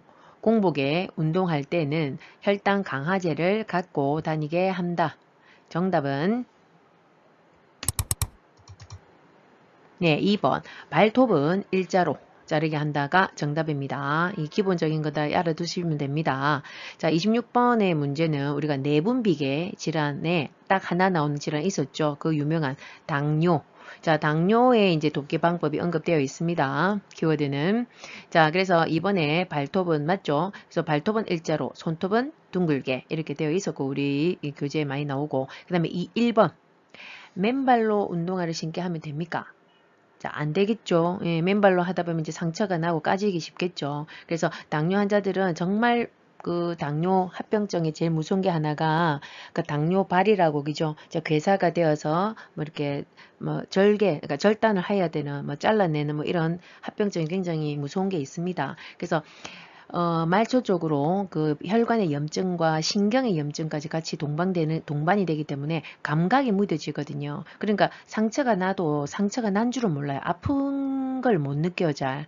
그래서 특히나 발 쪽에는 자세히 또 보면서 우리가 관찰이 돼야 됩니다. 자, 그래서 항상 상처가 안 나게 양말 착용은 뭐 기본이고요. 그 다음에 상처가 있는지 여부를 반드시 상세하게 자세히 관찰을 해야 되는 게 특징입니다. 안 디다 보면은 잘 모르니까 상처, 그러니까 아픔을 못 느끼니까 잘. 자, 그 다음에 3번에 뜨거운 물로 발을 자주 씻게 한다. 그죠? 씻는 거는 뭐 좋은데 뜨거운 거는 하면 안 되죠. 뜨겁고 찼고는 감각이 지금 신경염증으로 감각이 무뎌져 있기 때문에 뜨겁고 차가 오면서 상처가 날 수 있죠. 괴사가 올 수 있습니다. 화상을 입거나. 자, 그래서 절대로 금지한다. 그냥 미온수로 그냥 깨끗하게 씻어주시면 되고. 자, 그 다음에 이제 씻고 난 다음에도 꿉꿉하게 있으면 안 되죠. 또 세균이 또 번식이 있을 수 있기 때문에 곰팡이 같은 게 또 더 뭐 번식할 수 있기 때문에 씻고 깨끗하게 말려야 되죠. 잘 말리고 그리고 발이 또 너무 건조해서도 안 되죠. 쭉쭉 갈라지면 안 되죠. 발꿈치 이런 데 특히. 그래서 뭐 이렇게 로션을 충분히 발라주신다든지 이렇게 해야 됩니다. 자, 4번. 운동량이 많은 날은 인슐린 투여량을 늘리게 한다. 아니죠. 오히려 운동량이 많으면 오히려 저혈당이 빠질 수 있겠죠. 투여하는 혈당 강화제라든지 인슐린 주사제가 있기 때문에 오히려 훅 저혈당이 될 수 있습니다. 그래서 오히려 저혈당을 대비를 해야 되죠. 그래서 뭐 어떤 사탕이나 초콜릿, 뭐 당을 보충할 수 있는 것을 준비하셔야 되죠. 자, 그렇습니다. 그리고 운동량이 너무 많아도 안 됩니다. 그냥 규칙적으로 적당한 내한테 맞는 운동을 해야 되지 너무 많이 훅 해도 안 되고. 자, 5번에 그래서 4번은 매일 규칙적으로 운동을 하되 무리하게 운동해서는 안 됩니다. 이 저혈당에 샥이 올 수 있습니다. 쇼크가. 자, 그 다음에 하루에 그래서 30분 이상, 일주일에 5일 이상 이렇게 규칙적으로 해라가 맞습니다. 그리고 이제 보통 이제 하게 되더라도 식후에 한 30분에서 1시간 정도 경과해서 혈당이 이제 오르기 시작할 때 하는 게 더 효과적이다라고 나와 있습니다. 자, 5번에 공복에 운동을 할 때 혈당 강화제를 갖고 가랍니다. 아니죠. 공복시나 아까 또 운동량이 너무 많은 날이나 이럴 때는 오히려 저혈당이 더 무섭다 했습니다. 그래서 이걸 갖고 다니면서 먹으면 큰일 나고, 자, 공복시나 장시간의 운동 시에는 오히려 저혈당에 대비해서 아까 혈당을 좀 공급할 수 있는 것을 갖고 다니는 게 좋다라고 알고 계십시오. 문제 27번. 노인에게 나타나는 우울증의 특성에 관한 설명으로 옳은 것은 보기 1. 단기 기억력이 향상된다. 2. 물어보는 말에 적절하게 대답한다. 3. 소화불량 등 신체 증상을 호소한다. 4. 무기력과 흥분이 교대로 나타난다. 5. 주변 사람들이 우울증임을 쉽게 알아챈다. 정답은 3번 소화불량 등의 신체 증상을 호소한다가 맞습니다. 자, 27번의 키워드는 우울증의 특성을 물어보는 것인데, 자, 심리정신계 질환이다, 그죠? 여기는. 자, 그래서 3번처럼 이제 소화불량 또는 뭐 두통 이러한 신체적인 증상을 호소하는 경우가 많다라고 되어 있습니다. 자, 있고 1번에 보시면 단기 기억력이 향상된다. 향상이 될 리는 없다, 그죠? 자, 저하는 되는데 어떻게 된다? 단기, 그 최근의 기억과 과거의 그 먼 기억, 장기 기억이 그냥 똑같이 저하가 옵니다. 동등하게. 둘 다 그냥 기억이 안 나. 이게 우울증의 특징이고, 그러면 반대로 비교했을 때 치매 있죠, 치매. 치매 같은 경우에는 무슨 기억력이? 그죠? 단기 기억력이 현저하게 더 저하가 오고, 그 다음에 이제 치매가 중증으로 이제 진행되면 될수록 장기 기억도 같이 이제 저하가 온다라고 보면 되죠. 이게 조금 다른 부분이다 구분하셔야 되고, 2번 물어보는 말에 적절하게 대답한다. 자, 대답을 하지 못하고 뭐 합니까? 모른다. 몰라 이런 대답을 자주 한다 이렇게 보시면 되죠. 자, 그래서 기억력이 저하가 오다 보니까 실제로 몰라서도 모른다 하시겠지만 이제 우울증의 특징 중에 또 제일 또 특징이 하나가 무기력이죠. 그러니까 무기력하다 보니까 귀찮아. 그러니까 귀차니즘. 그래서도 모르겠다. 이런 표현도 또 할 수도 있고. 자, 4번. 무기력과 흥분이 교대로 나타난다가 아니고 흥분은 아니고 그럴 기운도 없죠. 자, 불안 초조와 또 무기력이 이제 왔다 갔다 이제 교대로 나타나기도 하고, 또 어떨 때는 또 과하게 뭐 과도한 수면을 했다가 그랬다가 또 일어나시면 또 맨날 며칠 또 불면을 했다가, 또 어떨 때는 식욕의 변화 하나도 이제 안 드시다가, 또 어떨 때는 또 막 좀 막 먹기도 하다가, 이제 이런 변화들이 왔다 갔다 기복이 있다 보시면 되고, 5번 주변 사람들이 우울증임을 쉽게 알아차리면 참 좋은데, 자, 쉽게 알아채지 못합니다. 어떤 특징적인 증상은 또 없다 보니까, 그래서 주변 사람들이 발견하기가 좀 쉽지 않아서 혼자 특히 이제 거주하시는 분들은 말할 것도 없죠. 그래서 주로 이제 방치되는 경우가 많아요. 그러니까 우울증인 줄도 모르고 넘어가시는 경우도 있고. 자, 그래서 본인 스스로 또 중요한 건 자각하기도 쉽지 않아요. 그래서 병원을 혼자 스스로 뭐 또 찾아가는 거는 더 드물겠죠. 자, 그래서 이런 증상들, 특성들을 잘 기억을 하십시오. 문제 28번. 수분 섭취를 제한해야 하는 질병은 보기 1. 폐렴, 2. 천식, 3. 방광염, 4. 신부전증, 5. 전립선염. 정답은 4번. 신부전증이 정답입니다. 자, 28번 문제는 우리가 건강증진과 질병예방 그쪽 파트에서 지금 이제 문제가 시작이 되네요. 요 수분 섭취 제한하는 질병이 지금 키워드인데, 자, 우리 교재에 섭취를 제한해야 되는 질병이 있었고 섭취를 더 권장해야 되는 질병이 있었습니다. 자, 그러면 요 신부전증 외에 우리 교재에 나와 있는 제한해야 되는 질병들이 또 뭐가 있었냐면은, 자, 요렇게 좀 5개가 언급이 되어 있었습니다. 자, 그래서 신부전과 요 신부전은 대표적인 수분을 제한해야 되는 질병에 해당이 딱 됩니다. 꼭 기억을 하셔야 되고, 우리 대상자들 중에 이런 또 대상 질환을 갖고 있는 분들이 계실 수 있기 때문에 기억을 해 두셔야 돼. 그래서 신부전은 말 그대로 신장의 기능이 안 된다는 소리죠. 그죠? 그래서 신장의 기능은 우리 소변을 통해서 노폐물도 빼주는 역할도 있지만 아주 또 중요한 역할이 뭐냐면 수분과 전해질의 균형을 맞춰주는 거거든요. 내 몸에 수분이 과하다 할 때는 소변의 그 물이잖아요. 그죠? 액체. 그래서 그 소변을 통해서 수분을 빼줘야 되는데 지금 그 기능이 안 된다는 소리이니까 결국은 내 소변을 그러니까 못 빼준다는 소리죠. 물을 못 빼줘. 그런데도 물을 자꾸 마시면 된다, 안 된다? 안 되죠. 그러면 결국 그게 그 우리 몸에 수분이 정체되어 있는 그게 결국은 어디로 돌아와서 심장으로 결국 돌아오게 되어 있거든요. 그럼 심장은 더 많은 피를 막 짜주면서 심장에 무리가 간다. 이렇게 보시면 됩니다. 그래서 심과 신장은 굉장히 연결이 되어 있는 장기이다 보셔야 돼요. 자, 그래서 결국 밑에 신부전도 마찬가지죠. 심장이 짜주는 수축해서 온몸에 펌핑하는 그 기능이 지금 부전이란 말이에요. 기능이 안 된다는 소리인데 거기다가 물을 더 많이 공급이 되면 심장은 제대로 짜주지 못하는데 수축을 확 못하는데 거기다가 볼륨이 너무 오버되면은 심장에 더 큰 무리가 갑니다. 그래서 절대로 수분을 함부로 막 과하게 드셔서는 안 되는 질환들이고, 간경화도 마찬가지고, 간경화도 간이 굳어집니다. 그러니까 간이 굳어지는데 그쪽 혈관이 엄청나게 많이 분포가 되어 있죠, 간에는. 그런데 이제 온몸을 돌고 심장에서 짜서 온몸을 돌고 그 피들이 결국은 간을 지나서 다시 심장으로 들어가는 그 구조거든요. 근데 간이 굳어지고 딱딱해졌다 보니까 이제 간으로 지나가질 못해요. 그래서 심장으로 들어가지를 못하니 혈액순환을 못 시키는 거죠. 그러면 들어오던 온몸을 돌고 들어온 그 정맥피들이 결국은 자기 돌아온 그 장기로 다시 돌아가는, 그러면 우리 소화기의 장기라든지 말초라든지 뭐 그래서 복부가 막 복수가 차고 올라오고 온몸이 코끼리처럼 부어오고 막 그렇거든요. 그래서 그럴 때는 뭐 수분을 절대로 제한해야 된다 이렇게 보시면 되고, 부신이라고 하는 것도 있죠. 우리 내분비계 장기 기관 중에 굉장히 중요한 부분입니다. 크기는 작겠지만은 우리가 요 신장이 이렇게 있다 하면 콩팥이죠. 요 신장이 있다 칩시다. 자, 그림은 뭐 아주 잘 그리지 못하지만, 자, 요 위에 이제 신장 위에 요렇게 부신이라고 하는 요게 혹 같은 게 자그마한 게 붙어 있는데, 요 신장의 기능을 조절하는 그 기능을 도와주는 호르몬들이 여기서 부신에서 나옵니다. 그런데 거기서 알도스테론이라고 하는 호르몬이 있는데, 이 호르몬이 무슨 역할을 하냐? 아까 신장의 기능 중에 수분과 전해질을 균형을 맞추는 그 기능이 있다 했죠.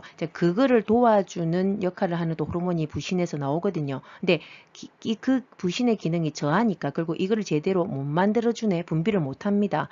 그러면은 수분이 또 정체돼, 제대로 빼주질 못하니까. 그래서 이런 사람들한테는 또 제한해야 된다. 그리고 그냥 갑상선 말고 심한 갑상선일 경우, 우리 갑상선 기능 저하증의 특징 중에 하나가 혈액이 수분이 정체가 되고 띵띵 붓고, 그죠? 그러니까 순환이 대사도 안 되고 그 혈액순환이 굉장히 안 됩니다. 그런 상태에서 또 물을 많이 공급하면 온몸에 전신 부종이 또 심해질 수 있고 심장에 또 무리가 갈 수 있기 때문에 어찌되었든 이런 질환들은 제한한다 이렇게 보시면 됩니다.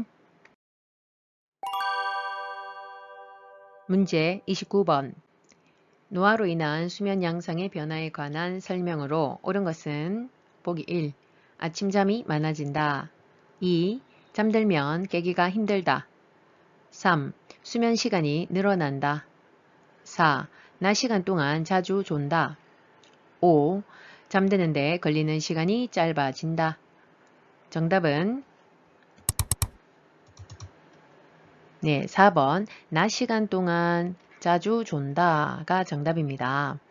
자, 29번의 키워드는 수면 양상의 변화를 좀 물어보는데요. 자, 수면도 우리가 영양, 운동 이런 것도 중요하지만 자, 숙면을 취하지 않으면 굉장히 우리 신체에 영향을 많이 미치거든요. 자, 중요한 부분이죠. 자, 그래서 낮 시간 동안에 조는 이유는 결국은 밤 동안 숙면을 못 취하기 때문에 계속 이제 피곤해서 졸게 되어 있죠. 자, 1번에 보시면 아침잠이 그래서 많아지지 않죠.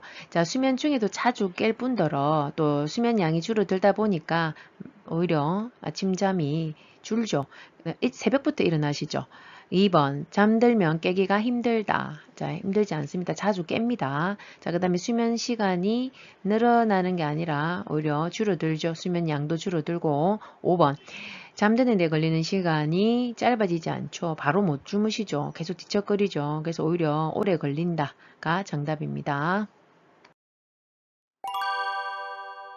문제 30번. 대상자의 성생활에 영향을 주는 요인에 관한 설명으로 옳은 것은 보기 1. 전립선 절제술은 발기부전을 유발한다. 2. 항고혈압제 복용은 욕구를 높인다. 3. 유방절제술은 성기능의 변화를 초래한다. 4. 과도한 알코올 섭취는 발기지연을 유발한다. 5. 뇌졸중 재발을 예방하기 위해 성생활을 금한다. 정답은 네, 4번. 과도한 알코올 섭취는 발기지연을 유발한다가 정답입니다. 자, 30번의 키워드는 성생활에 영향을 주는 요인이 인데요. 자, 우리 4번에 그러니까 과도한 알코올은 결국은 발기지연도 되고 그 다음에 여성 같은 경우에는 오르가즘을 지연시킨다 라고 나와 있습니다. 자, 그래서 4번이고 1번은 전립선 절제술은 발기부전을 유발한다가 아니다 라고 되어 있죠. 영향을 미치지 않는다고 합니다. 자, 그 다음에 이게 전립선 절제술이죠. 요 수술이다. 그죠? 남성의 수술. 그 다음에 여성의 수술 있죠. 3번에 유방절제술. 그리고 하나 더 보자면 자궁절출술 이런 수술과 관련된 경우에는 자, 성기능에 영향을 미치지 않는다. 초래하지 않는다. 변화가 없다. 이렇게 구분을 좀 해 놓으시면 됩니다. 그 다음에 이번에 항고혈압제, 이 약물이네요. 그죠? 약물. 자, 약물은 욕구를 높일 리는 없고, 영향을 미친다 하거든요. 오히려 성 문제가 유발이 될 수도 있다. 욕구도 낮춘다. 뭐 이런 개념인데, 자, 그러면 우리 5번을 보고 넘어갈게요. 5번. 뇌졸중 재발을 예방하기 위해 성생활을 금한다. 이 성생활과 뇌졸중이 재발하는 것은 크게 관련이 없다라고 되어 있거든요. 굳이 금할 필요가 없습니다. 자, 그러면 지금까지 여기에 나와 있는 내용에서 좀 추가돼야 되는 내용을 한 번 더 보자면 자, 볼게요. 자, 성기능을 방해하는 요인, 기타 그 외에도 자, 당뇨 질환이죠. 당뇨는 합병증이 참 무서운 거죠. 그래서 이 성기능에도 영향을 미친다고 합니다. 알아두시고. 그 다음에 아까 있는 이런 수술들은 영향을 안 미친다고 했죠. 근데 이 질환에 치료하는 약제들, 약물들에 의해서 영향을 미친다라고 되어 있습니다. 교재에는. 그래서 관절염에 쓰는 항염증제 약물이나 기타 강심제, 이뇨제, 요 항고혈압제, 신경안정제, 항진정제 등등 하여튼 제제 약물이 나오면 아 성기능에 영향을 미치는구나. 문제를 유발하는구나. 이렇게 좀 구분을 해 놓으시면 됩니다. 문제 31번. 여름철 폭염에 노출되어 현기증을 호소하는 대상자를 돕는 방법으로 옳은 것은 보기 1. 온수로 목욕하게 한다. 2. 지방이 많은 음식을 제공한다. 3. 시원한 물을 천천히 마시게 한다. 4. 따뜻한 물수건을 머리에 대어준다. 5. 실외에서 가벼운 운동을 하게 한다. 정답은 네, 3번. 시원한 물을 천천히 마시게 한다가 정답입니다. 자, 31번 키워드는 우리 폭염에 노출됐을 때의 대상자들 돕는 방법이 언급이 되어 있었다. 그죠? 교재에.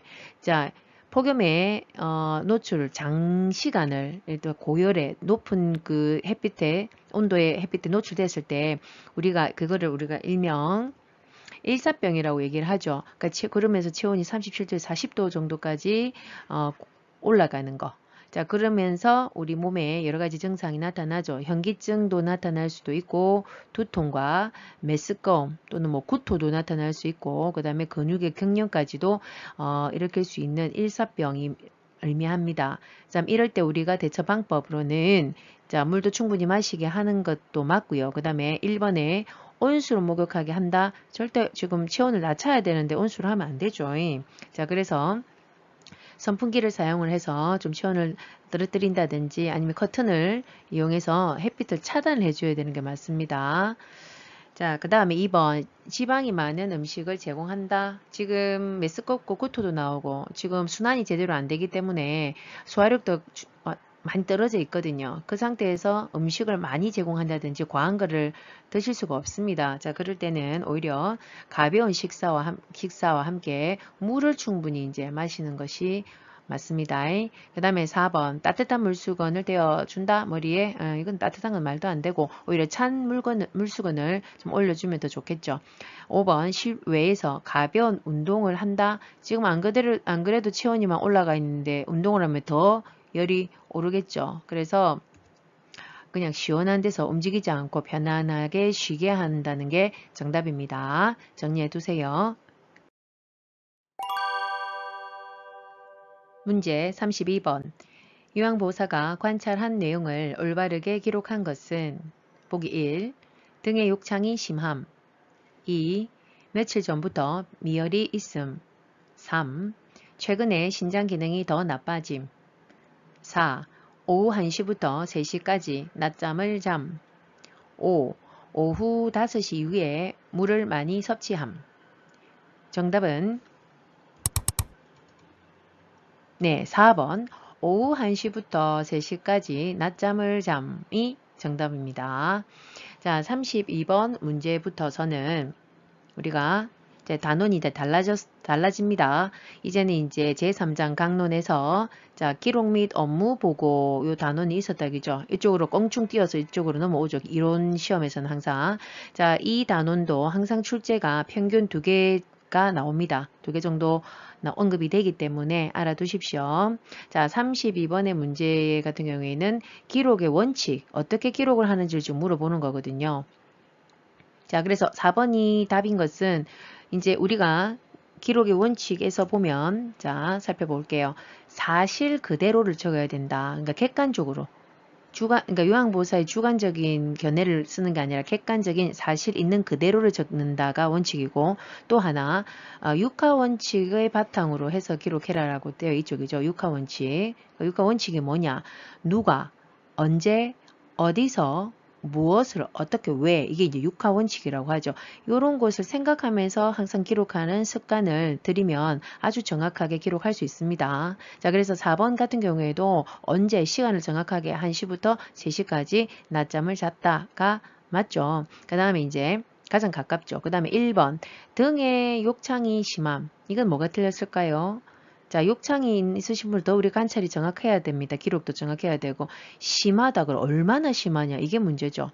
그러면 뭐 깊이라든지 우리 넓이 그 욕창의 넓이가 있거든요. 자, 그러면 빨간 정도 우리가 붉기가 어느 정도인지 등등 이런 것을 구분해야 기록이 돼야 되거든요. 우리가 욕창이 1단계에서 4단계가 있었죠. 뭐 그런 걸 배우는 이유는 이런 것들도 적용하기 위해서 배우는 거죠. 그래서 이런 두리뭉실한 표현은 안 되고 그 다음에 2번 며칠 전부터 미열이 있다. 자, 며칠 전부터도 이게 틀린 표현이고 미열도 틀린 표현이죠. 자, 며칠 전부터 몇 월 며칠부터 며칠 날짜가 반드시 정확하게 들어가야 되고 그 다음에 미열이 얼마를 말하는데요. 그죠? 뭐 37도 뭐 3부다, 4부다, 뭐 이런 식으로 이제 적어줘야 된다는 거죠. 체온을 측정을 해가지고. 자, 그 다음에 최근에 신장 기능이 최근에 신체 기능이 더 나빠졌다. 자, 최근도 이게 무슨 말인지 모르겠고, 언제 최근을 말하는데, 날짜를 그러니까 기록해야 되고, 그 다음에 신체 기능이 나빠졌다. 주관적인 이런 표현 쓰면 안 된다 했죠. 모호합니다. 자, 어떤 그러니까 증상이 나타나는데요. 그 증상을 정확하게 기록을 해야 되겠죠. 증상을. 그 다음에 5번 오후 5시까지는 좋았는데 이후에 물을 많이 마셨다. 자, 많이 얼마나 많이 그죠? 그래서 몇 cc의 컵에, 뭐 200cc 컵에 물을 뭐 3컵을 마셨다. 뭐 이런 식으로 기록이 돼야 정확한 표현입니다. 자, 확인하세요. 문제 33번. 방문 요양 서비스를 제공할 때 관리 책임자에게 신속하게 보고해야 하는 상황은 보기 1. 근처에 사는 딸이 방문하였다. 2. 세탁실에 빨랫감이 쌓여 있다. 3. 쓰레기를 분리 배출하지 않았다. 4. 새로 도착한 우편물을 발견하였다. 5. 베란다에서 배변 중인 대상자를 발견하였다. 정답은 네, 5번. 베란다에서 배변 중인 대상자를 발견하였다. 이거는 큰 변화인데, 그죠? 그래서 답이 5번입니다. 자, 33번 문제는 신속하게 보고해야 되는 상황을 묻는 문제입니다. 자, 우리가 요양보호 서비스를 제공할 때 어떤 사고나 문제가 발생했을 때나 아니면 대상자의 어떤 건강 상태가 확 변화가 생겼을 때 우리 요양보호사분들이 임의로 혼자서 판단해서는 아니 되고 가족과 어떤 관리 책임자한테 알려서 그 지시를 받고 대처를 해야 된다는 것이 맞습니다. 그래서 정답은 5번입니다. 문제 34번. 임종 대상자를 도울 때 마지막까지 남아있는 감각을 고려하여 돕는 방법으로 옳은 것은 보기 1. 손을 잡아준다. 2. 조명을 밝게 켜둔다. 3. 가족 사진을 보여준다. 4. 좋아하는 음악을 들려준다. 5. 즐겨 쓰던 아로마 향을 맡게 한다.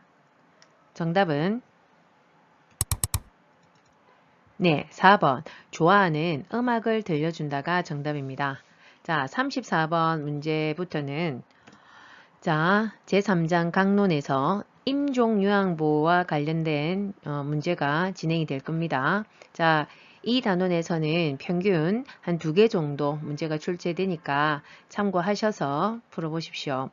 자, 34번에서의 키워드는 마지막까지 임종이 임박한 경우에 마지막까지 남아있는 감각이 무엇인지를 알아야 이 문제를 풀 수 있겠습니다. 그래서 우리가 교재에서 배웠듯이 우리가 혼수 상태이더라도 무엇은 남아있다고 생각하고 그죠?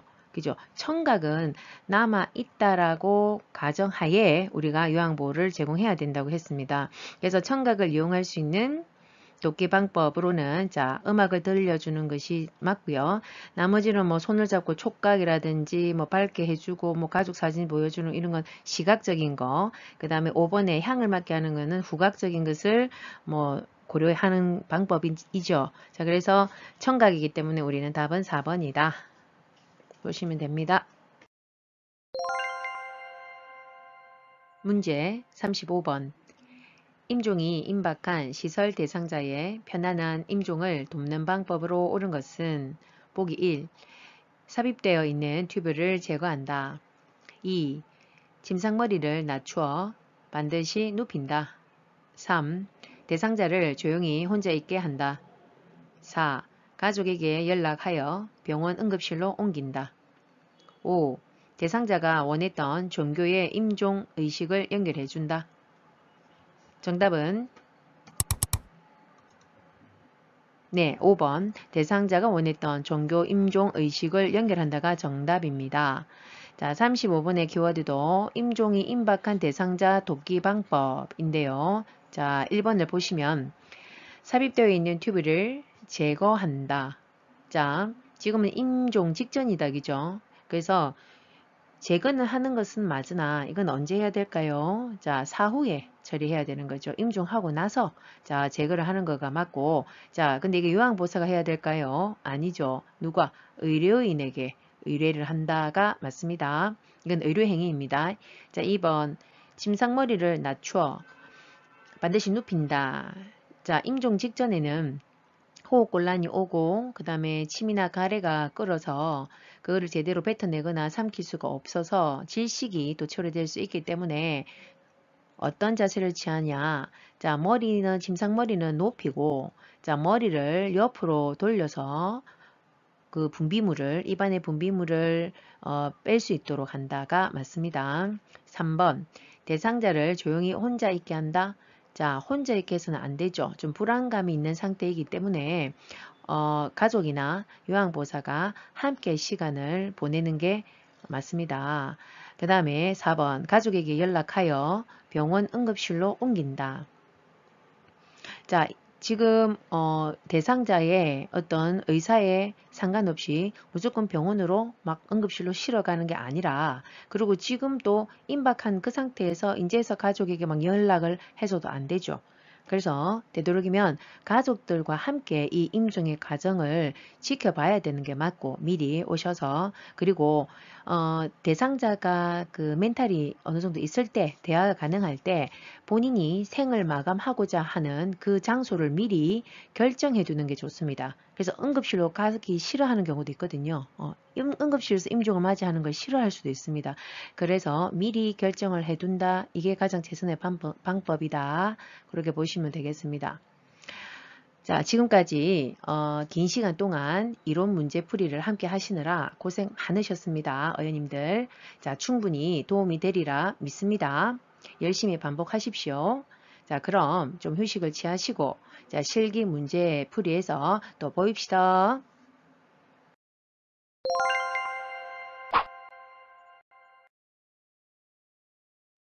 어연님들도 열심히 따라와 주이소.